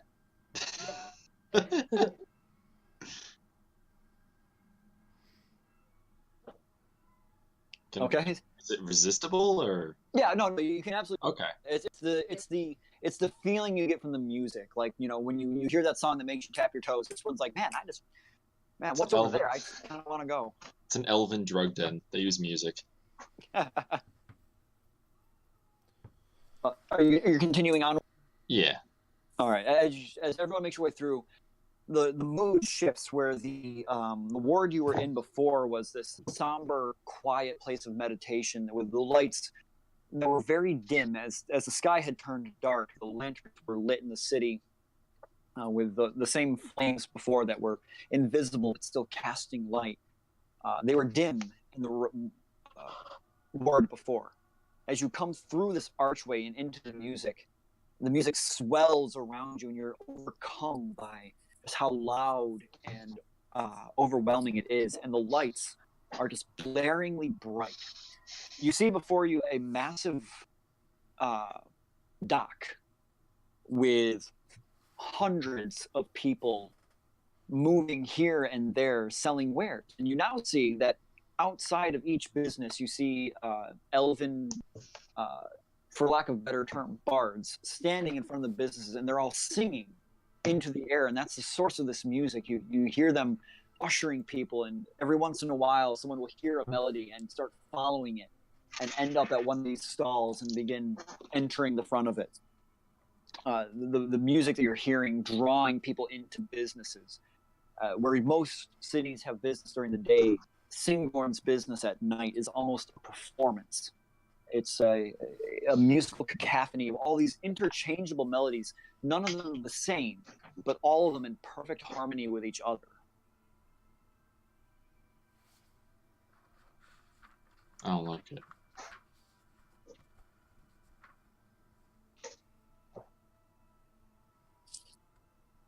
So he doesn't like it. I don't like it. I just don't like it. That's funny. Are there other shops around? Yeah, as you walk through, you see just a ton of shops. As you're going through, you see people peddling beautiful tapestries and artwork.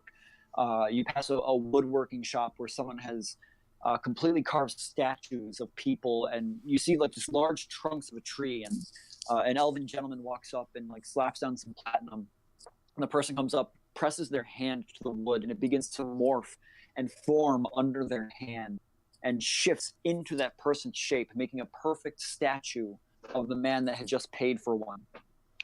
I lose interest in it. Magic. No, seeing as how I craft it the normal way. I could do that. But yes, Just cheating. you see weapons. You see weapons and armor at this one shop, and they glint in the moonlight. Some of them seem to shimmer with a magical aura around them. Is there any that have jewelry?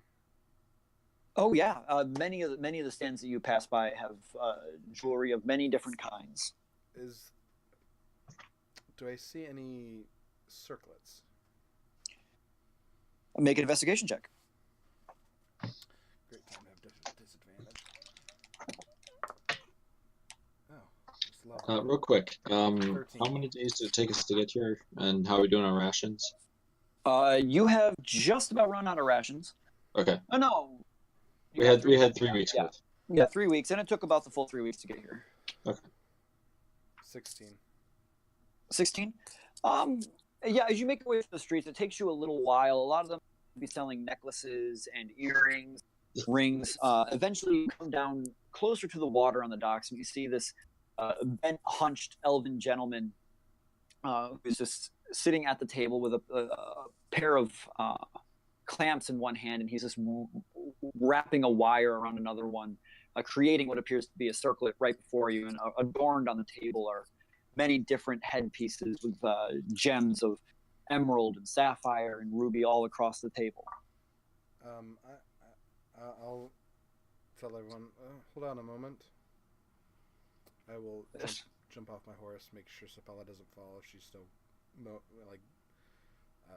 She's sulking on the horse. yeah.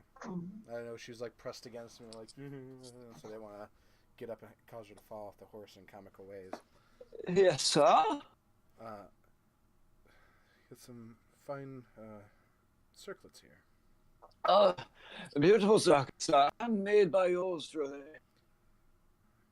See that you are very well talented. I've been working at it for years. I to be by now. Gains drop. How much for the one with the emerald? Emerald circlet will cost you 300 gold pieces.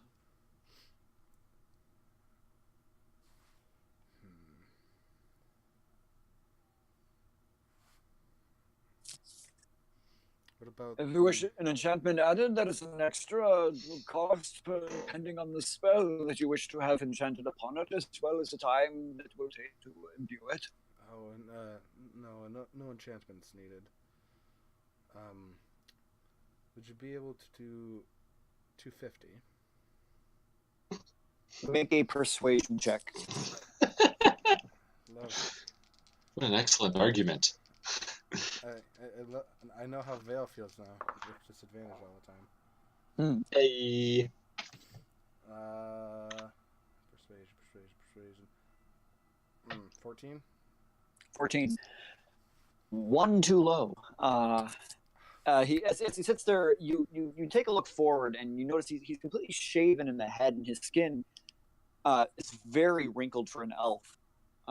You get the sense that this man is very aged. His eyes are cataract ridden, and he's not even looking at you, but looking kind of off to the side, and you can gauge his vision's not that well. I have a living to make, you know. I could have easily said 200. And I could easily have set this at 500 for the craftsmanship it's set to go in there. 300 is a steal at that. All right. What about the sapphire one? Unfortunately, sapphires are expensive than emeralds. That one is 500. Which ones are less rare than emeralds? If you're looking for the cheaper end of the spectrum, there's an onyx circlet on the end of the table over there, as well as an opal one. How much for the opal? That one will cost you 200. The onyx one is 150. I'll take the opal. He extends a hand kind of off to the side from where you were actually standing. I put the small pouch with the 20 platinum pieces in his hand. He clinks them for a moment. Picks one of them up, kind of bites on it. Ah, platinum, good. Thank you. He kind of stands up, goes over to the end of the table, starts feeling around, grabs the opal one, puts it in a box, covers it in a velvet cloth, and hands it over to you. I'll take it. There you are, sir. Thank you. I will get back on my horse, and business is done. Thank you. Okay. Sapala. While this was going on, I would like you to make a perception check. Okay.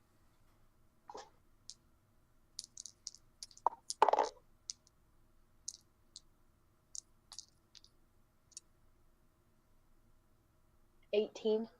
18. While Xavier is exchange with the elven circlet maker, one of the melodies begins to catch your ear, and you turn.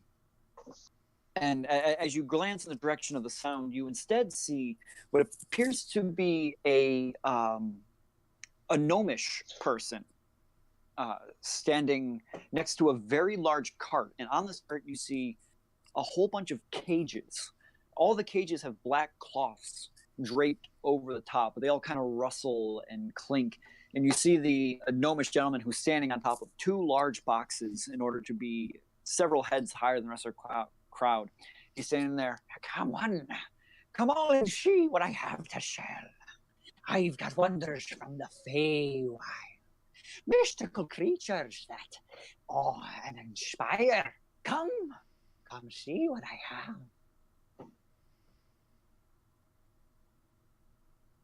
See, Paula hops off the horse and goes to take a gander. As you approach, you're like a person who enjoys the mystic arts, no? Am I right? Sometimes. Sometimes. Perhaps difficulty sleeping? Not so much. Regardless, what I have here is a cure for all ailments, both of the heart and of the mind. Within these cages are a special creature. Some are terrified. Some fall in love with them the moment they see them. Which do you think you will do? Well, I like most creatures. Ah, you like creatures, and these are special ones. These creatures come straight from the Feywild. Magical they are, like the fairies but also dangerous as dragon. He pulls off the cover of one of the cages, and you see inside a small, maybe cat-sized lizard with purple and blue scales, and on its back, 2 butterfly-like wings.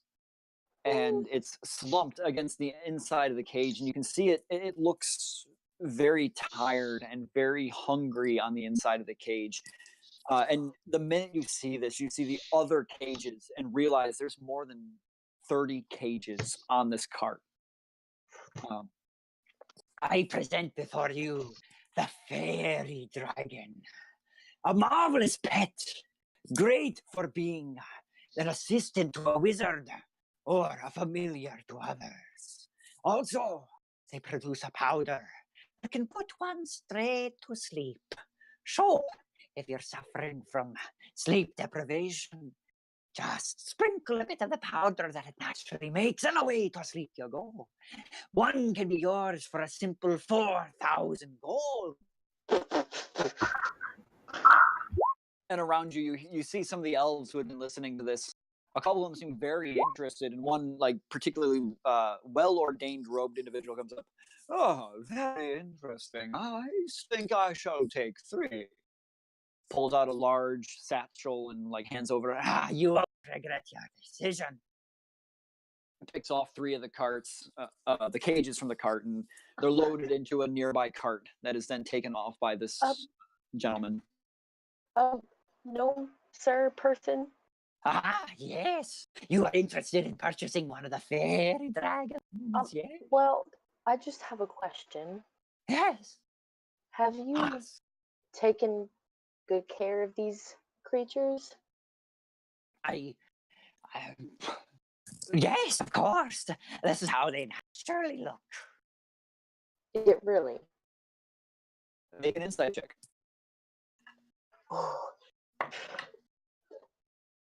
See, Paula doesn't know how to control her emotions today. Don't start with that.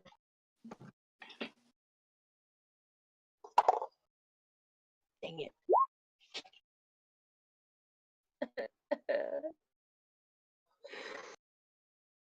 8. 8.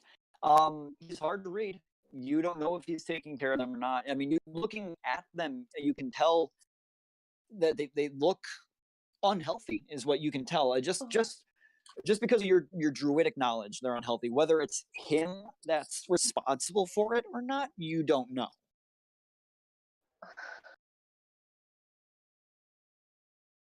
So, did you want to buy one or not? Sir, with all due respect, I don't believe these creatures have been very well taken care of.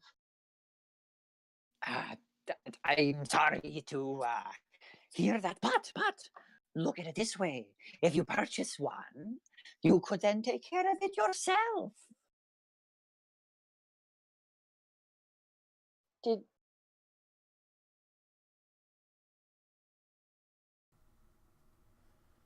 Sorry, I think I lost you there. No, I was trying to control myself. I don't think that's how it works. So very well. I see what you're doing. You are a clever girl, attempting to haggle with me. Very well. This is not what is happening, sir. Since you think they are not in perfect health, I will bring the price down to 3,000 gold. How does that sound? Sir, that's not what I'm trying to do. If you're not interested in purchasing, then our business is concluded.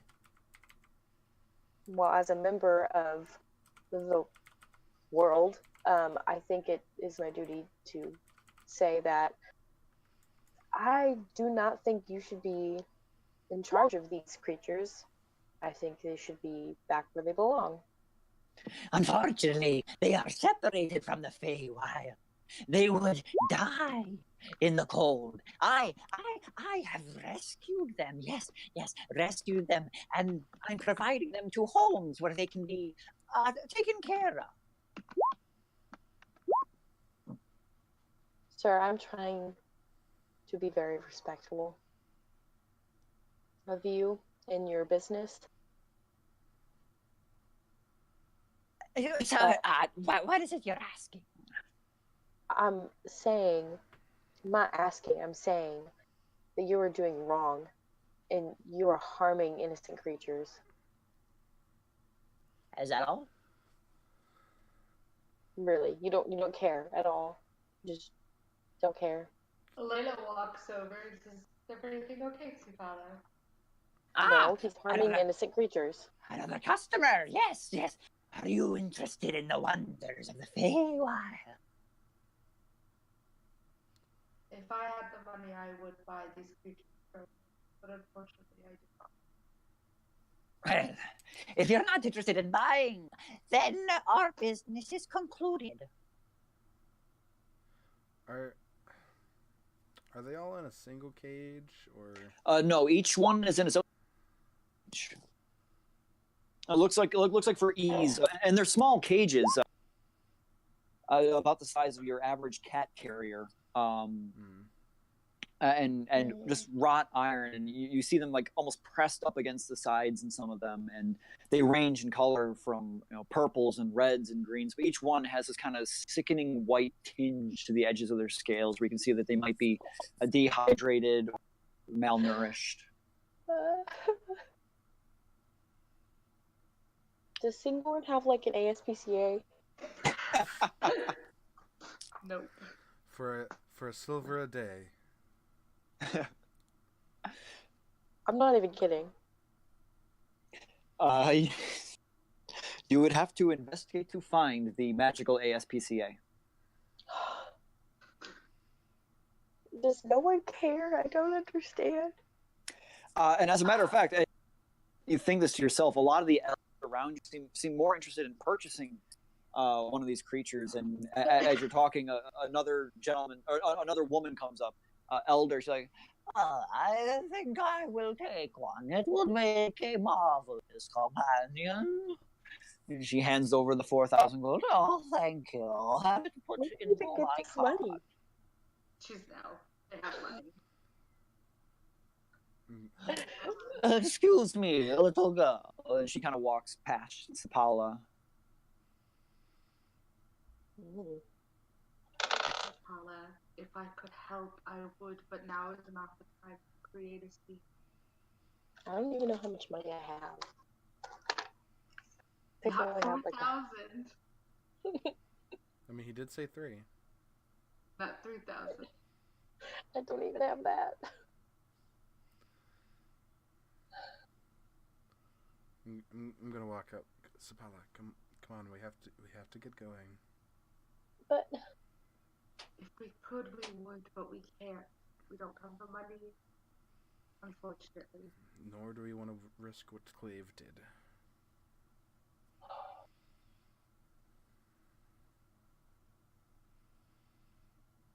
I know that this hurts your soul, and trust me, you're not the only one hurting by this. But we are on an important mission that can't be delayed much longer. At this point, while you're having this conversation, Laura comes up behind and is looking in the cages. Hey! She's right. These things don't look good. that's my girl. He's like, I've already offered to lower the price. Other than that, I don't know what more you can do. And she just kind of looks him over and she's like, where'd you get these? They're straight from the Feywild. They slipped through a breach in the veil and were found in the forest near Whitestone. And she's like, right. Sounds more to me like you stole them, is what I'm hearing.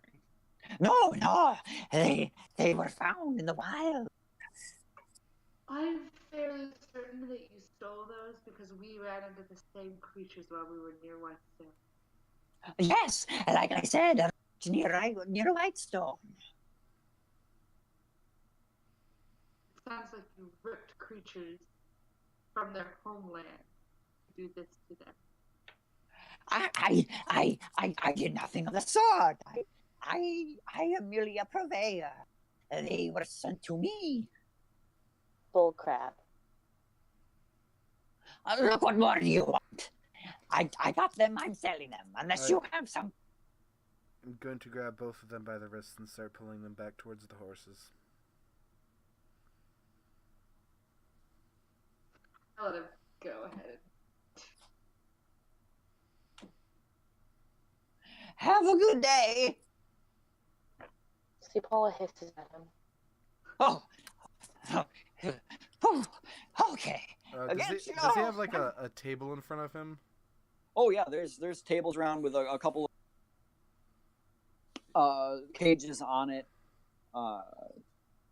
in front of the boxes that he's standing on. Yes. Is there anything that isn't a cage? There's a couple open cages. There's a large chest on the ground in front of his cart that appears to be locked. It looks like where he probably keeps his personal possessions, as well as his gold for exchanging with people that don't have change. You see a couple sacks laying on the ground next to the cart that have what looks like some like cheese and carrots in them. I'm more specific about something that could be knocked down. That isn't a cage with a creature in it. There's a neighboring stall next to him that looks to be selling multiple mirrors and picture frames. No, I just want to knock something of his down. He doesn't have much stacked up besides the dragons. It looks like that's pretty much all he's here to peddle. You said there was empty cages? Mm-hmm. As we're walking away with a quick wave in my hand, my mage hand appears next to it and pushes it. But it's invisible, so you can't see it. Yep. Come, get your... Oh, crap. The cages topple over and they kind of bump into his crate and send him a little bit like teetering to the side. He kind of has to catch himself before falling off the edge of the crates. Can I hit the crates as he's unbalanced? Make a strength check for the hand. Finish him. I kind of don't know what to add. Do you just want to make it say straight 10? So just straight dice roll? Yeah, sure. Straight dice roll. Because there isn't really strength for the hand. I wasn't sure if it was like Big King's hand. But there is something called a natural 20. Nat 20 as he's tottering on, or teeter-tottering on the crates. You give it just that slight little push. You have to... falls off. Turns into that scene from Jurassic Park 2 with the little compies and... Please. As we're walking back, I'm like, a little tomfoolery doesn't hurt, though. As I whisper into Spala's ear. You did? What? A little tomfoolery doesn't hurt, though. As you whisper that, Laura comes down next to you, Sapala, and she's kind of like stooping to whisper in your ear, and she's like, "We're not letting this go, right?" I'm not letting it go. Do I hear her say that? Make a perception check.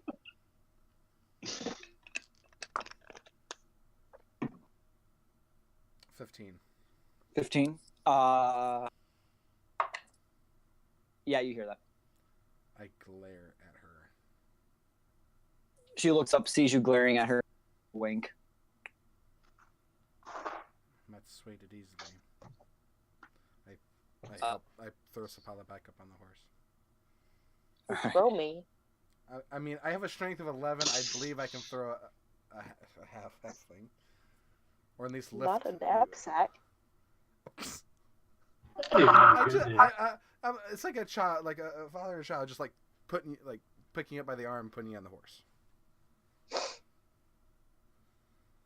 How many days has it been?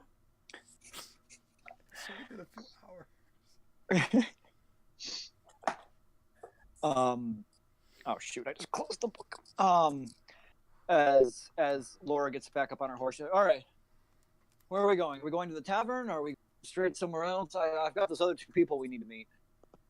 I have to have a meeting with someone, but we can meet you somewhere if you wish to meet with your people.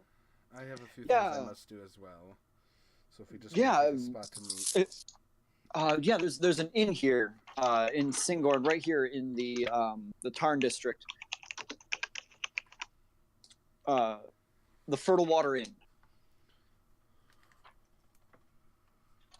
We will meet you there later. Sounds like a plan. Yeah, it's right down by the water. Can't miss it. Big garden out front. Meet us there. All right. Come on, Damien. Or Dorian. Damien.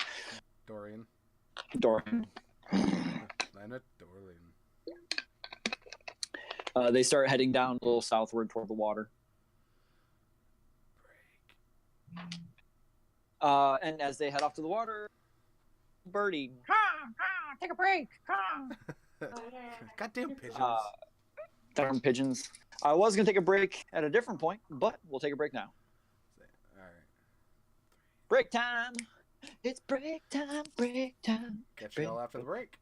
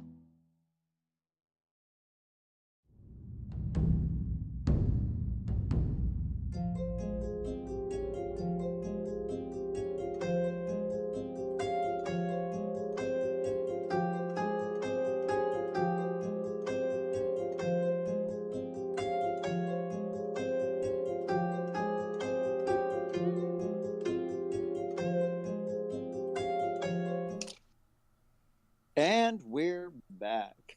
Boy, if you could only hear the chaos that instills the minute the mics aren't rolling. Anyway, It's so pretty much chaotic. exactly the same. welcome back to our break. We've all had beer. We've all had. I'm kidding. Just kidding, Twitch. Don't take us off. Anyway, so picking up where we left off, the party had just split off from their new friends, Dorian, and Laura, who are making their way to the Fertile Water Inn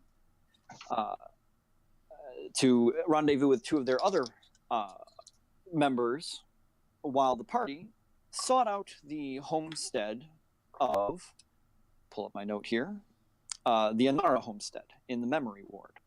Correct? Yes. All right. If I had been intelligent, I would have pulled up my notes for this before we started. There we go. That took quickly enough. So everyone is traveling together for the Memory Ward, correct? No. Zavid, what are you doing, Devzu? I would like to try and find someone who can point me to someone who is more magically inept. Magically Inept or adept? I'm glad you asked. Magically inept here. Inept is Wrong words. unable. Adept. I realize I'm a mistake now. Adept. So I'm either a guard or some random. All right, person. make an investigation check.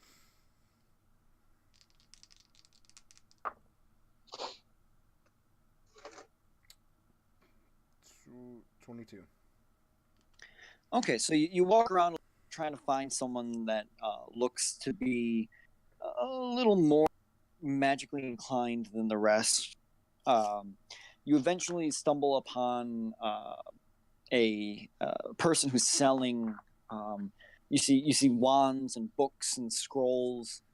You make your way into their tent, and there's this thick smell of incense. And you see the elven gentleman before you looks young and wearing these saffron-colored robes. And as you enter, he bows before you. I bow back.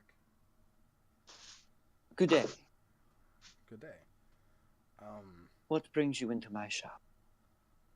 I was looking for information about a possible teleportation circle that connects Singorn to Iman. Ah, you are looking for arcane knowledge, as I do. Always. You would be interested in checking out the spires of Yurek.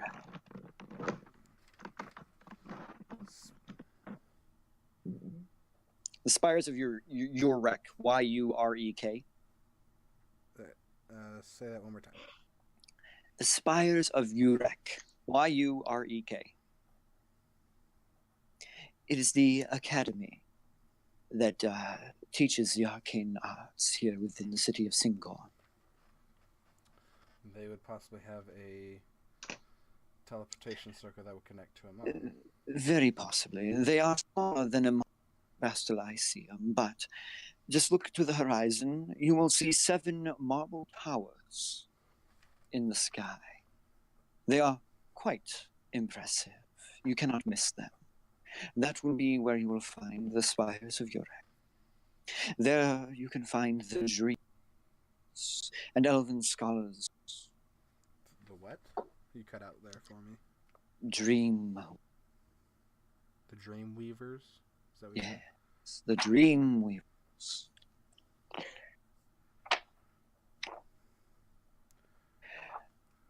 I appreciate the help. Will that be all, sir? Yes. Very good. Be pleased. Be pleased. And I will. He bows to you again. I bow back, and I will make my way out of the tent. Okay. And as you make your way out, make a perception check. Fuck yeah, disadvantage. 18. Yeah, and as you exit the tent and look around the horizon, you do see standing stark against the pitch black sky, just a little bit to the west of you, outside of the Tarn ward, you see against the black sky the alabaster lined walls that make up the towers of the spire of Urek. Impossible to miss. I mean, impossible, maybe not. Well, she was quite right. Impossible to miss. I'll make my way there.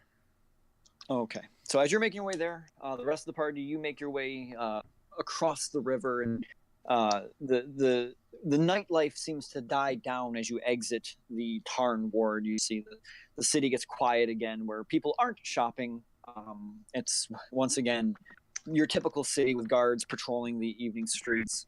The streets are beautiful. What the ground looks to be an intricate cobblestone, but on closer inspection almost appears to be organically grown into the very rock. Moss and small clusters of flowers spring up every couple feet, snowdrops and such like, as you make your way toward the memory ward. As you get to another wall that separates this ward from the next, the open gate lies before you. As you approach, you see these walls, opposed to the usual jade that makes up the rest of the city. These walls are marble, a bright white and black smoky marble that stretches with columns of vines and trees arching over them.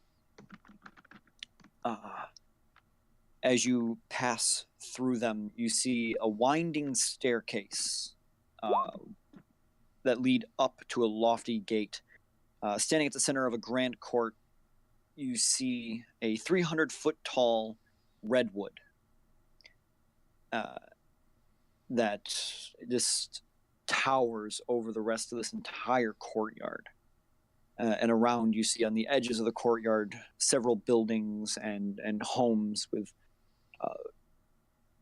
hedges that serve as gates, gating them off from the rest of the houses around. And there's a guard, correct? Oh yeah, every time you pass through a gate, there are several guards there, and you are sporadically passing guards, just nonchalantly walking through the city. I go to a guard in the memory ward, and I ask them where the house of... I keep forgetting how to pronounce the last name. You said what? I ask the guard where the house is located.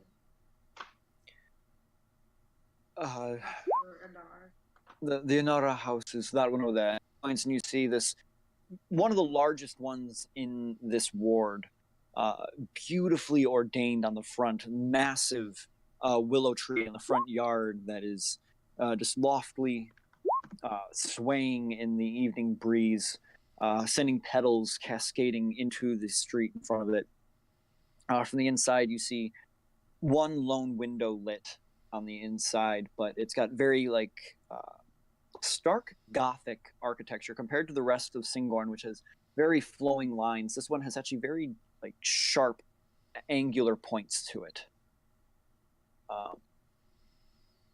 and almost a steepled roof with a what looks to be wrought iron brackets forming the structure of the roofing and shingles.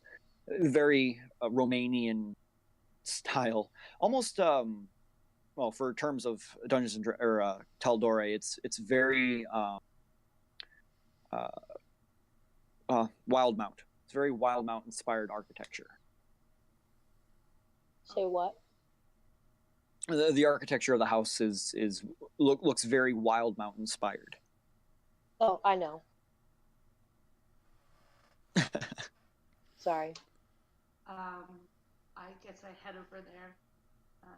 I say to the group, y'all can come with me, or you can stay out here and just delivering something to them. Does the party go with her? George, I can't hear you. You're muted. I know. Doris will know. He's interested. About what time is it? Getting late, probably about 10 o'clock.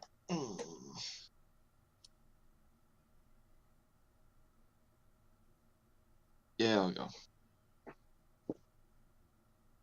So the party's going with her? Can I get to that redwood tree? Yeah, absolutely. All right, so as the rest of the party heads toward... Don't Yep. cause much trouble, please. As the party heads toward House Anara, Sapala, make a perception check. Hehe. The tree is watching you. I love trees.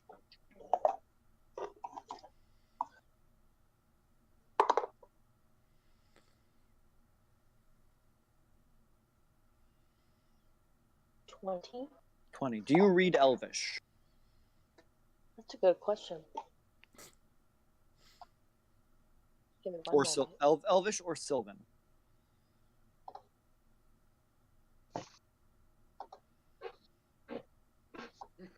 This tree does not talk. Not yet. Oh, it only speaks Elvish. Who said Elvish or Sylvan? I know, I was making a comment. Oh, Sorry, wow. my feats list is loading. Just give me one moment. Alright.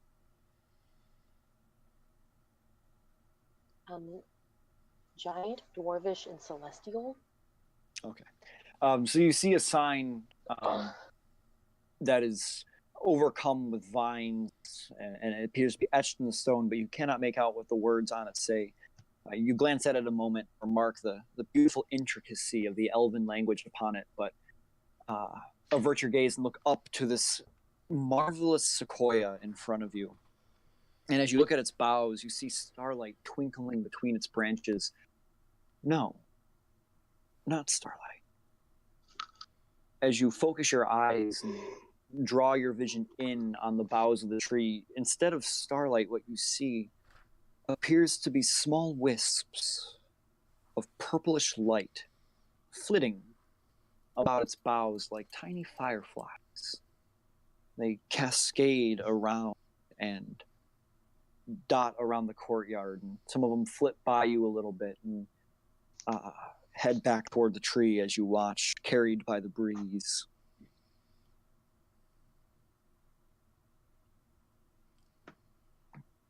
I'm gonna cast Speak with Plant. Okay. Yeah. You telepathically imbue plants around you with the ability to communicate. Hello? Is anyone there? Hello. Hello? Hello. Are you the tree? I am the sequoia. Do you have a name? No, I do not. I'm gonna And call at you the Paul. same time, I have many. Oh, what's your favorite? Favorite. They are all my. Well, what would you like me to call you? Call me Remembrance. Remembrance? Yes, that suits me. Well, hello. It's nice to meet you. My name is Sipala. Hello, Bob. How old are you? Time is hard to gauge. The sun has come and gone many times, but the festival of remembrance silence has been held for 867 cycles. Oh, wow. Do you know of any other trees? Do you have tree friends? What strange questions you ask. I'm sorry. All the trees in the verdant expanse could be considered my friends. They hold no ill toward me and to them. Do you know of a lovely tree in Whitestone? No, but it sounds wonderful. Yes, he's my friend. He's quite nice.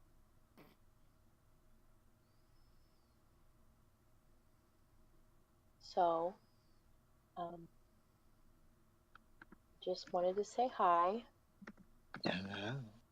and that I'll be here around this area for a while. You are welcome, and pay your respect to the wisps around.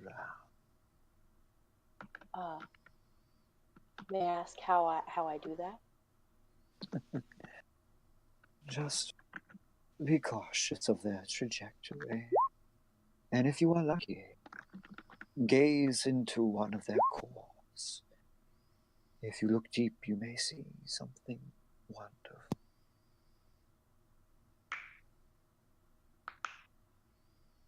Okay. Well, is there anything else I should know about this land? This land, the land blessed, the city marvelous and old.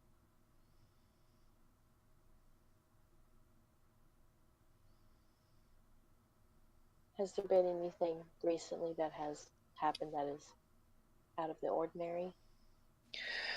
For me, but I am just a tree. All right. The well, Dreamweavers keep my grounds very well tended. Oh, are the Dreamweavers nice people? They are very kind. They devote themselves to maintaining these grounds and the wisps. Well, I might pay a visit to them as well. Very. All right. Well, I won't bother you any longer. You're not a bother. Oh, thank you. But I do need to catch up with my friends. I will come and talk to you again. I shall.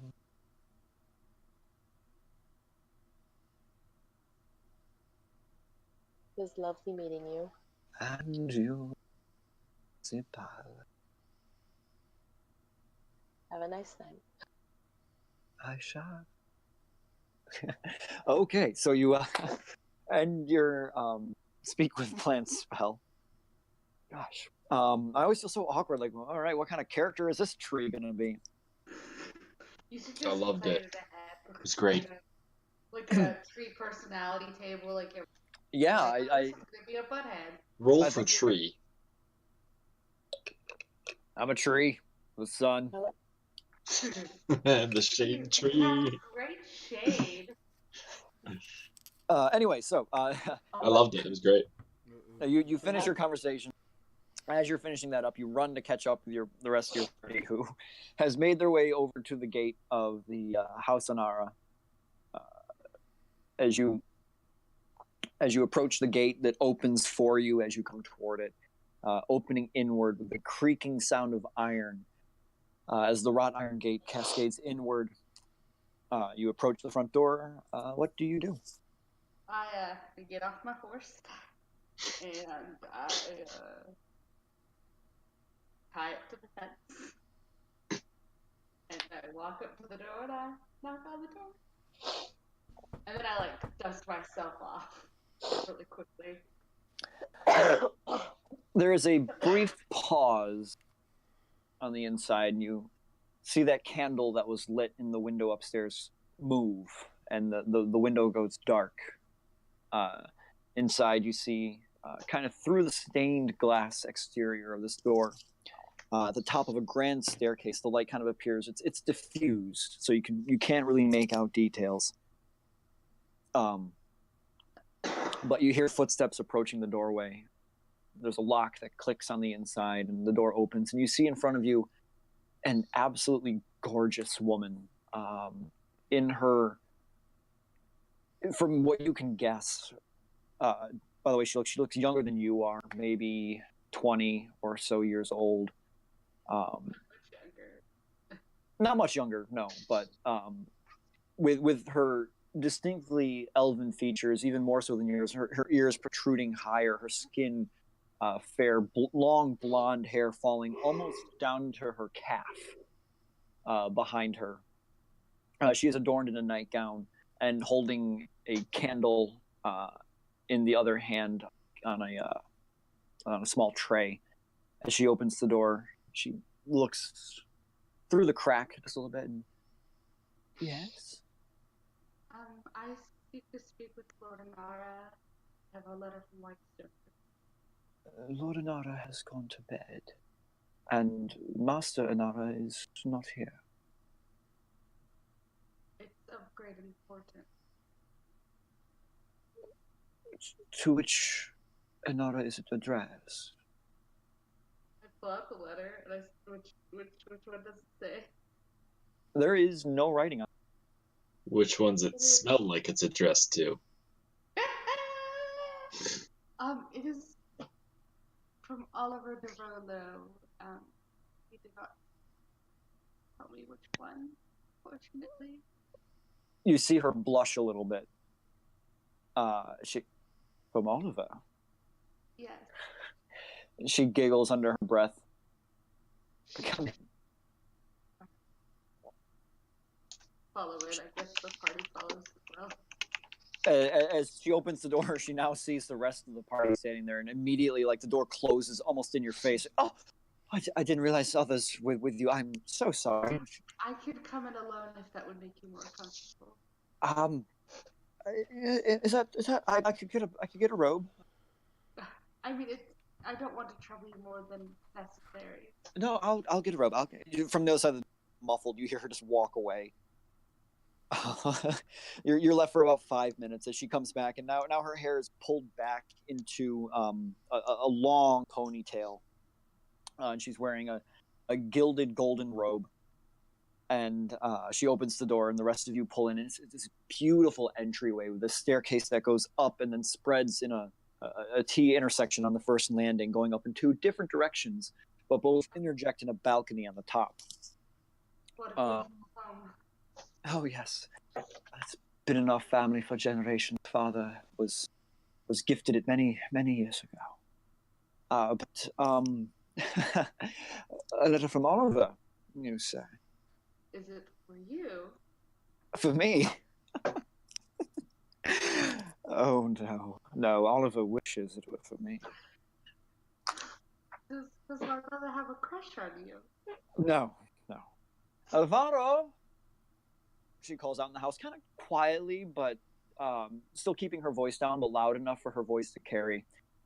And upstairs, you hear like the creak of floorboards, and a figure comes on to the landing up above. You see a elven man with similar age and similar hair to the girl before you here, but his hair. I'm sorry, Sapala, but about Tyrion Darrington length. Okay. Ah. Shoulder length. Yeah, shoulder length, slightly curled at the bottom. Very Fabio kind of vibe going on. He's wearing a silver silk bathrobe that comes down, leaving his chest open but tied loosely around the waist. And make a perception check. 11. Elena. Yeah, anyone who but make a perception check, yes. 14 for Eldora. What was that for Eldoris? 14. 14.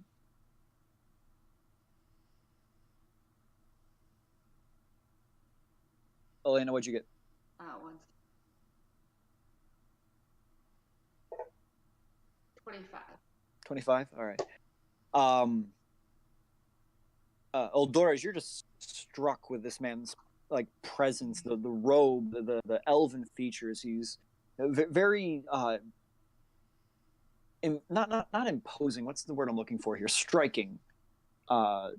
Seems to take the breath of the room when he comes in. Elena, what you notice with that high as he comes down, there's a glint on his ear as you see these large, encrusted silver jewelry that covers the point of his ear, going all the way up. And as he rounds the staircase coming down, you see that the encrusting on the edge is not diamond, it's actually several large opals. And as he comes down around the corner, I was not aware we were having company this evening. I have a letter from Oliver Derulo for you. Or someone in this house, I'm not. From Oliver? Yeah. What does that chap want? I don't know, but it's lavender scented. Well, that sounds like anything. Is he making good use of my armor? Of your what? Sorry, you broke Of my armor? Oh, it is your armor he is wearing and parading around it. Yes. I gifted it to him. Isn't it marvelous? It's a little gaudy for my taste, personally. Well, there's no accounting for your taste. Where's the letter? I hand it to him. And I'm watching him. I'm watching. Make an insight check.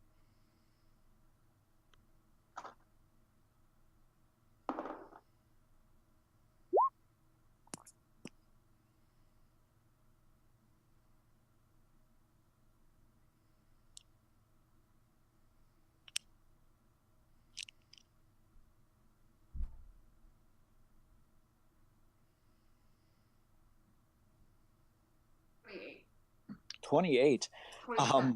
27. As he opens the letter, he pulls it out into his hand, and a single petal of a red flower that you can only assume to be a rose. A single petal falls from the letter and lands on the ground, and he stoops down and picks it up and begins reading the letter. And you watch as his eyes flit across the page, and his face does not change at all. But with that high of an insight check, you do see the faintest twinge of a smile crawl across his lips as he finishes the letter. When he gets done with it, he folds it up and tucks it into his bathrobe, into the chest. And thank you very much for delivering that to me. What was your name? Elena Derulo. Oh, you are ill. I should have seen the family resemblance. Yes. Is Wow. there something going on between you and my brother? Something? Nothing at all. We're good friends. Why? I think that you're lying to me.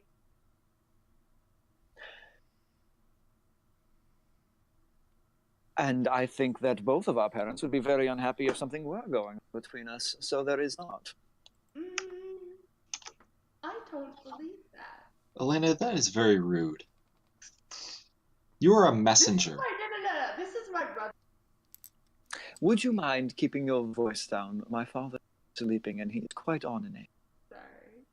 Thank you. I've just never seen my brother behave this way before. He looks over at the girl next to him, and you can see that she's stifling a giggle this entire time. Will you shut up? I think she's on my side. Her giggle escapes her for a moment. She actually laughs out loud, and it echoes through the halls. I'm sorry. Fine. If you must know, yes, your brother and I have been seeing each other for some time since he was stationed here. What? I'm sorry. I'm a little shocked. Elena. What? Your brother's gay. Do you say that out loud? No. Okay. Well, that is unexpected. I mean, I got a little hint from the lavender scented. What is that supposed to mean? That was my idea. It's just, I would not have expected it from my brother is all. Nor would I expect beautiful armor or the way All that- my idea, I assure you. He came in here wearing a gaudy set of iron plate, and I said, no, you're not going to be wearing that if you're going to be king someday. I looked down at my armor. Oh, thanks. Oh, no worry. He told me about your fashion sense. And what is that supposed to mean? Come now. Black, raven feathers, it's all too dreary. Black is easy color, and white blood. It's an easy color to get lost in. If you want to make a statement, you want to wear something sparkly. True. I just never liked to make any statements. Make yourself an easy target. I'm sorry? I'm not there. Oh, you're not there. Well, if there's anything else for this evening, I would go back to bed. Preferably before my father awakens. Can I ask what was in the letter? Was it just a love note that I delivered? It was very personal. So he's not hiding any more secrets. Elena, it's late. Let them get to sleep. Yes, please. We can speak with them another time. I will Absolutely. You'll the line.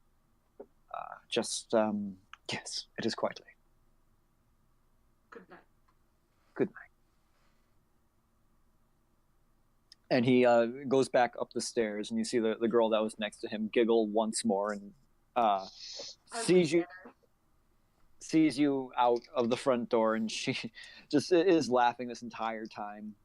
And you hear, just as the door closes, you hear one last hiss from upstairs. Shut up! It's Apollo?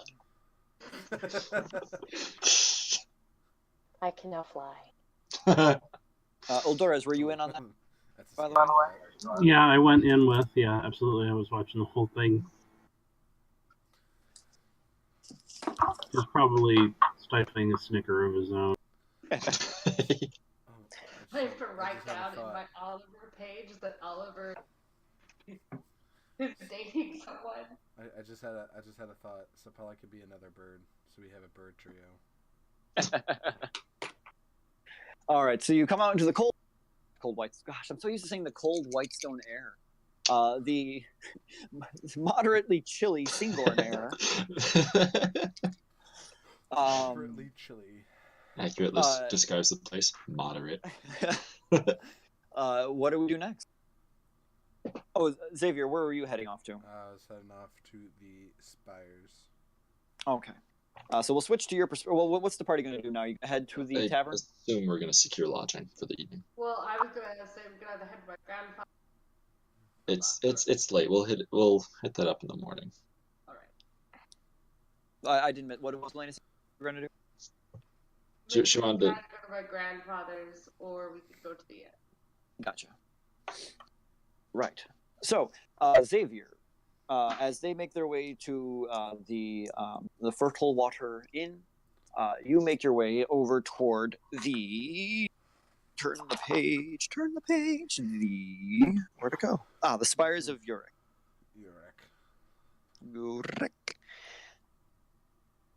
So as you approach the edge of the ward, you come over and you see this massive school to you. And when you heard, being from Amman, you are familiar with the Alabaster Lyceum, which in and of itself is a marvelous educational college of magic. This here is on a different level. It's smaller than the Alabaster Lyceum, but you just see this verdant, the shingles on the building appear to be covered in moss, and vines cover every single window and wall and carve their way up the edifice of this massive structure. You see the 6 peaks protrude into the sky, like their own individual peaks of a mountain as you come up from below. The inside, however, is completely pitch black, and aside from a few guards walking around the front, you do not see any sign of life from the interior. Aside from one of the spires does have some lights going up it. I will turn to one of the guards nearby. I've only been here once before, and I barely remember that time. Could you give me more information about these spires? Guard kind of rolls his eyes. You can see he's a little bit tired, probably getting near the end of his shift. Spires of Yorick Educational Facility for Arcane Arts. Founded when the city was founded by Yenlara and the other remnants of the port of Ulissa.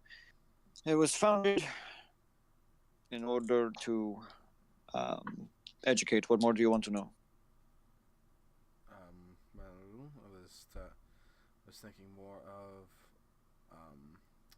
if when it's open, because I know it's kind of late now.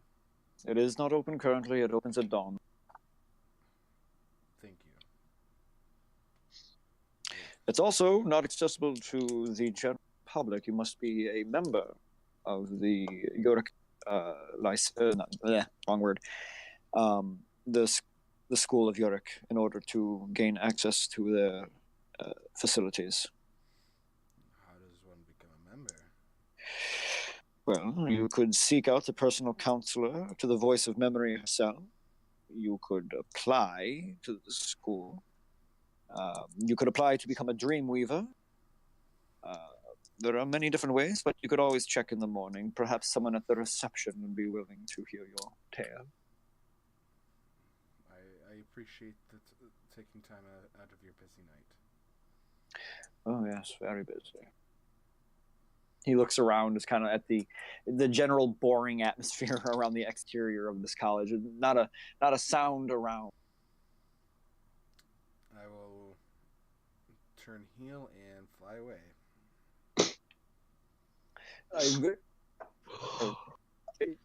Okay. Where are you going? I'll head to where we were told to meet up.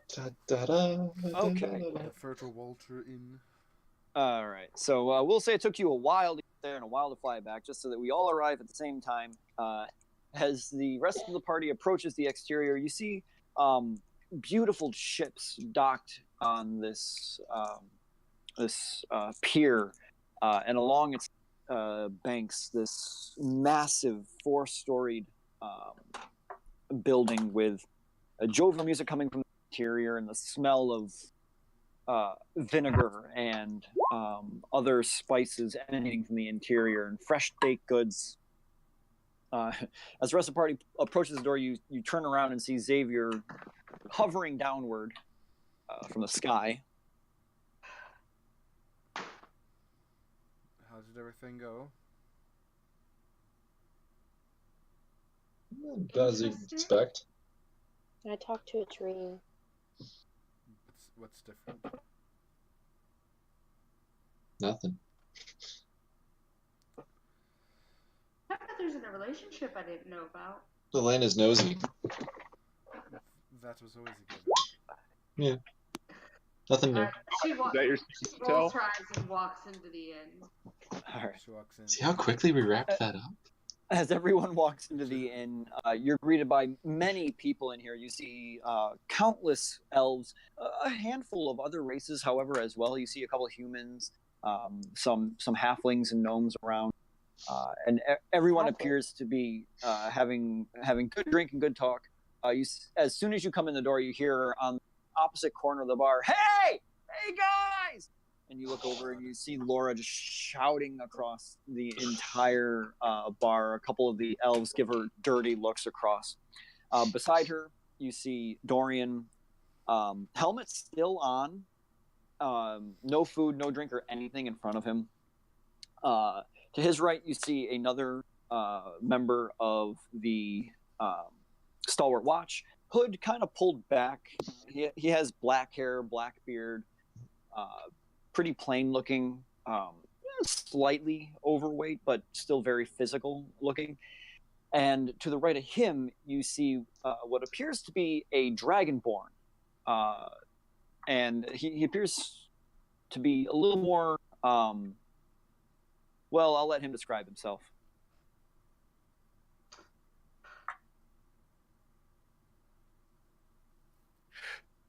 A very round, gold dragonborn, gilded and haughty as he raises a mug of mead and drinks it, overflowing from his maw, but most of it flowing down in a graceful shower of amber rain.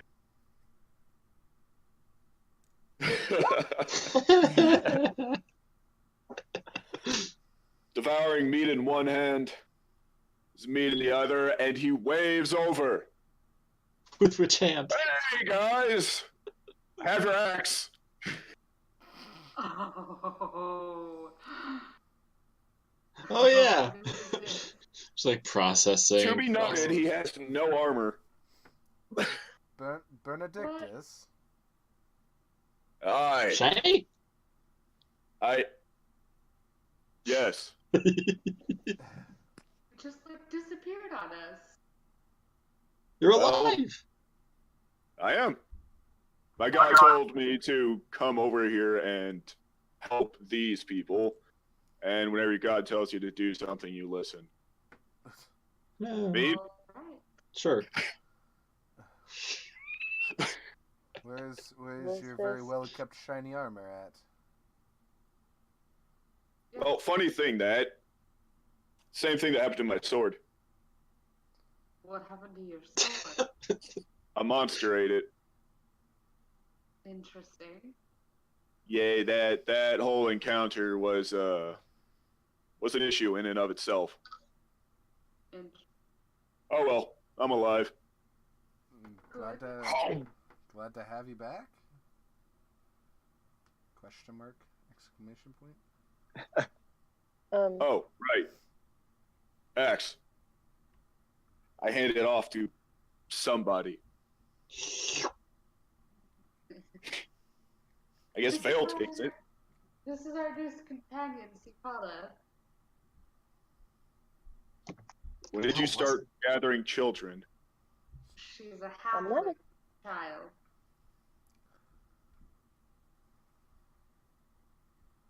I've never met a halfling before. Well, now you have. Hello, halfling. Are you aware that you are the size of a human child?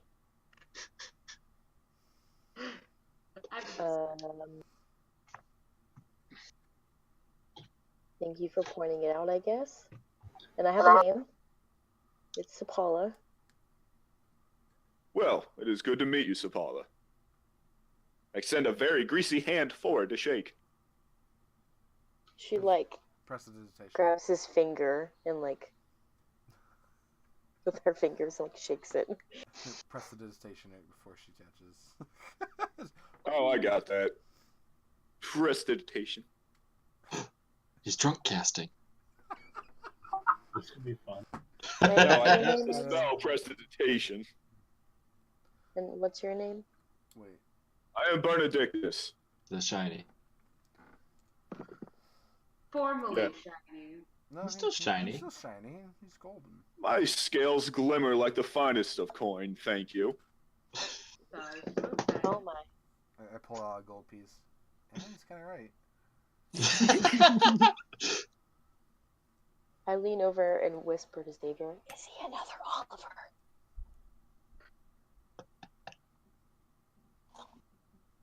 Ooh, No. my pride. I mean, He's very. maybe. Now that you mention it. He's very much less. Less Please, armor. sit. Tell me about your glorious adventures. He's What less mountains have pompous. you conquered? Huh. That's not true. We did climb one mountain. We did. However, I think I'm gonna head in for the night. I It's haven't a seen long you in trip. forever. I understand, but there will be time tomorrow. You wound me. You wound me. I'm screwing with you. I'm going to get some cake and I'm going to go to bed too. Okay. I wonder if they have red velvet. It's an elven city. They have red velvet. Huh.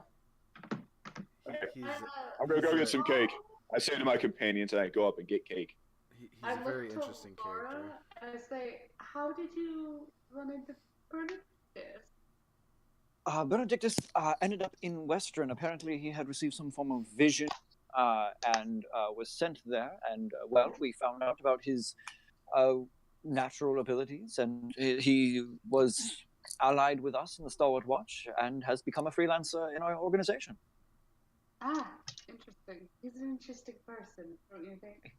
He is, and she kind of looks off over at Benedictus, who's currently attempting to get an order of red velvet cake from a rather tired of this shit elf at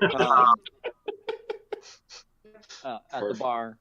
She looks over and kind of smiles in his direction, but his jovial attitude is most welcome among the fuddy-duddies at the Stalwart Watch. Eh, Dorian? And she looks over at Dorian, and he just kind of, you know that he shakes a little bit, but you almost see him chuckle underneath the armor.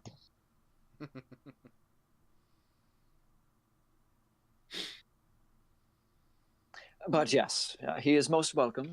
I see you know each other, though. Yes, we traveled with Benedict for a bit. Oh, well. Taldori is not. Yes, yes. Well. Oh, I do. Forgive me for being rude. Where is my notebook? I forgot his name already.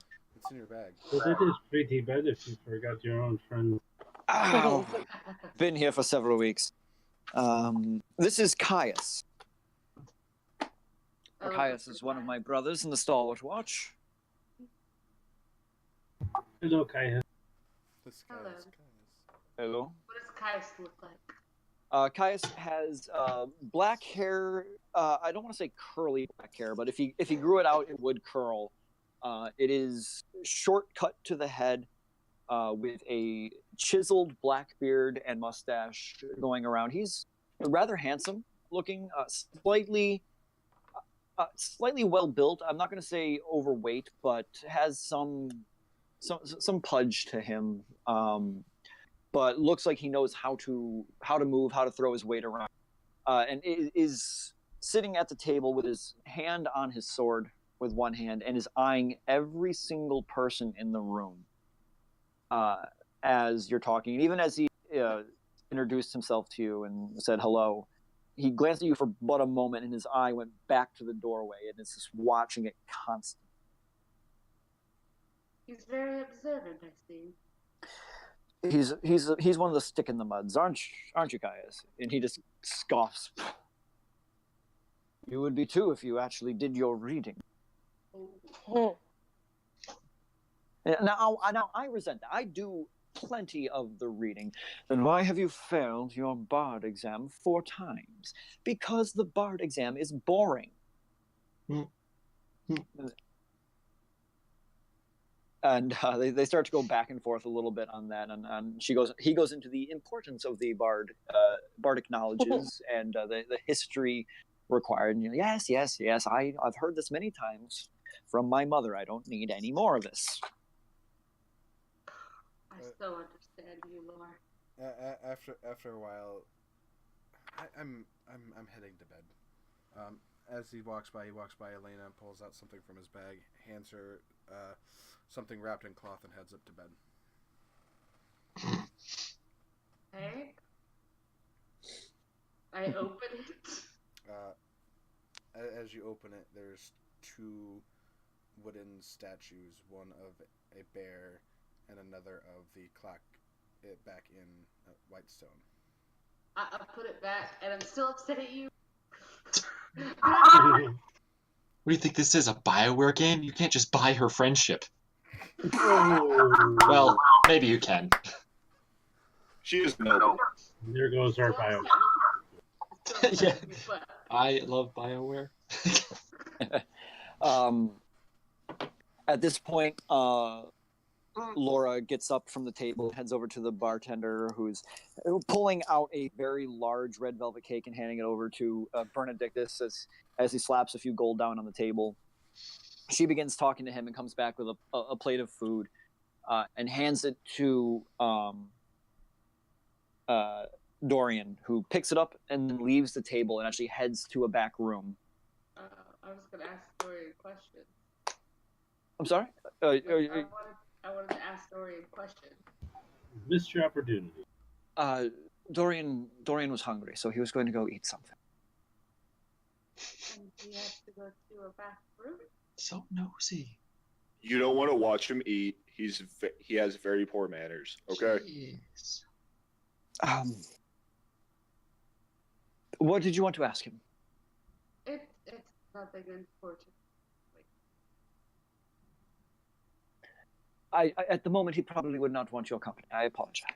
No, I understand. I'm going to go to bed. I don't know about the rest of you. I'm a little drunk. I had a couple to drink, and so yeah, I already paid. By the way, you can thank the Stalwart Watch. Paid for your rooms tonight, all of you. Just tell them upstairs, 3rd floor, overlooking the water. Stalwart Watch rooms. There's like 7 of them. I'm going to bed. Cut off a piece of cake and I handed it to Elena. And not one for Doris. Do we still have Sapala? Once I'm in my room, Slice. I was going to cast that spell. It works. Cool. Then I will. Hey, Sapala. Can I see you for a moment? Where are you? In my room. I am Where right is your here. room? Upstairs. As you make your way upstairs, you briefly bump into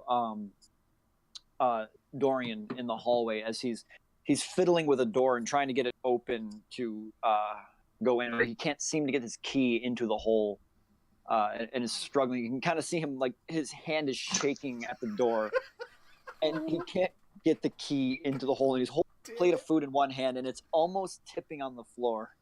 And he can't quite get it to unlock. Do you need help? He turns and you see him, like, startled that you were there. He up and he looks at the key and looks to you, looks back at the key, and, like, you see this, like, conflict where he doesn't want to ask for help. You don't have to ask. I just kind of grab it from him and try to help. Try and help. The door opens. He looks into the room and you see the raven helmet just, like, emblazoned in the shadow as there's no light coming from the room, and he looks into the dark interior and looks down at his food, looks back up at the empty room, looks over to you. You hear him sigh heavily and then go into the room. Wait, is he still there? Yeah, he's right there. Do you not want to eat alone? I'm better alone. I'm sorry, say that again. I am better alone. I don't think anybody's better alone. You need Elijah for that throat? I am. And he closes, and he slowly closes the door. Okay. Still holding the key. Okay, I guess I'll go.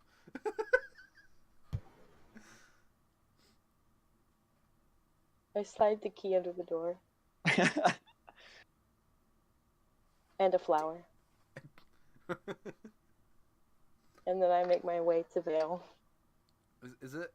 Are the keys wooden, like from the tavern? No, these ones actually appear to be Okay. probably bronze. Okay. Because like you probably just could have grown a flower on the key and slid it under. Anyway, you make your way over to what you assume is Vale's room. You check a few of the ones on this level. I'd flag her down. Okay. I'm not just gonna sit in my room waiting for her to guess the right door. As amusing as that would be. Vale? Vale? Oh, she's next door. Almost there. Oh, she skipped mine. Oh. Damn. No, I'll flag her down. I felt a scary presence in that one. Spoopy. I knock on Vale's door. Oh, well, I guess she has me down, so I go in. Jumps on bed. So- I'm not Proud people. I'm not happy enough. I know. Is Cal still here? I'm here. Oh, he's still here. He's always listening. What's up, Vale? I wanna make things right, Make things Even if- right? even if it's only in a little way. You're clearly not happy about being here or the situation in the market, Well, and I wanna help you take care of some things. which things? The market for now, Oh, okay. and Brave. I know we can scry on him later. Oh, okay. But for now, I have some business I want to take care of in town, All right. and I figure we can kill two birds with one stone. We're gonna go wreak some I didn't say that. havoc.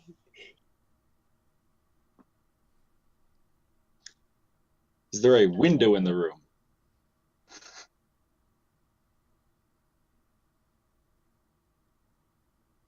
Almighty Cal.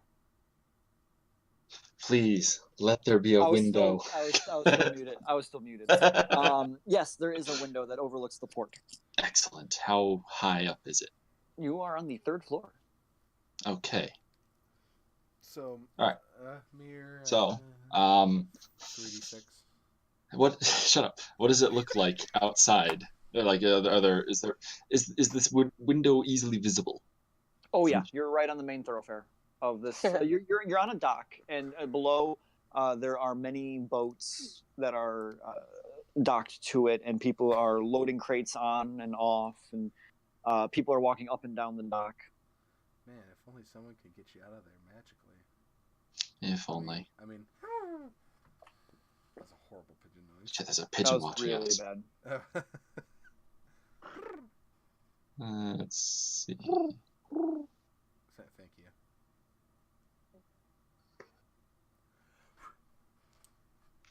All right. Yeah. Let's just go for a walk. Okay. Okay.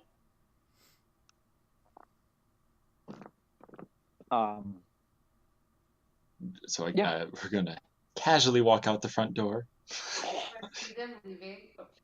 Make a perception check. Someone's doing something. What is it? Vale, thing to sneak out. If yes, knowing Elena is downstairs. All right, stealth check. For both of us? Yes, for both of you.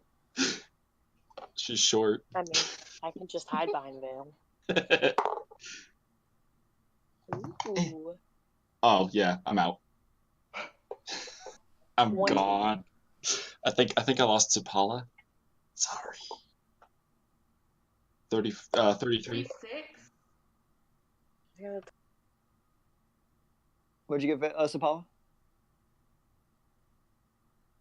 I got a 20. 20. Well, between the two of you, though, you're definitely bigger than Elena. So working together, Vale, you managed to smuggle Sepala out without Elena seeing you. Just imagine Vale tucking the collar under her arm, putting the bag over her head, and jumping out the window. I considered it. We saw a half elf steal a child. Saw Another nothing. half elves. I got Vax level stealth. No one saw anything. I rolled a 19. All right. What is the rest of the party doing at this point? Elena, you're downstairs, probably eating red velvet cake with Benedictus, I assume. And Laura, yeah. Well, Tell Doris, Victoria get back. Doris is partaking of cake eating and probably trying to hunt down some spicy cider of some sort, his newfound obsession.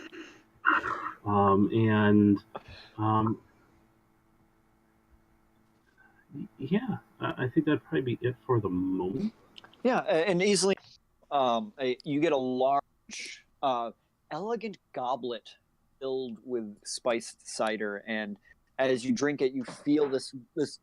Well, before you're used to the alcohol burning, in a mostly metaphorical way. As you drink this one, you almost feel warmer having drunk it, and it seems to spread heat through your fingertips and through the rest of your body as you drink this one.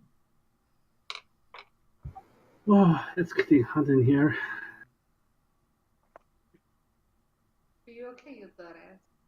He gets to drink. I'm still not used to good stuff. Yeah, I think I'm gonna sleep real good. Are you okay there, Eudora? You just asked me the same question twice. I'm just slurring your words a little bit, so I just want to make sure.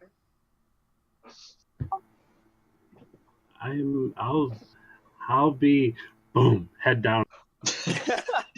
Yes. Well, I can't carry him back to Benedictus, do you think you could carry him to a room?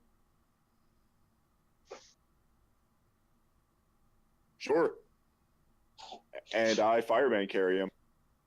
Apart from Benedictus, I think Elena's the strongest one there. All right. Benedictus brings Eudora up to bed, and eventually you find your way to sleep as Vale and Sepala begin a new adventure out in the streets of Singorn. That is where we'll pick up next week. Oh! Okay. Oh, goodness. Who's ready to make bad decisions? Everyone. Decision Central. Well, I'm not actually All right. making bad decisions. All right. I'm aiding bad All right. decisions. If anyone's still watching, good night. Thanks for joining us on this week's episode of Alliance Shift. See you next week. All week.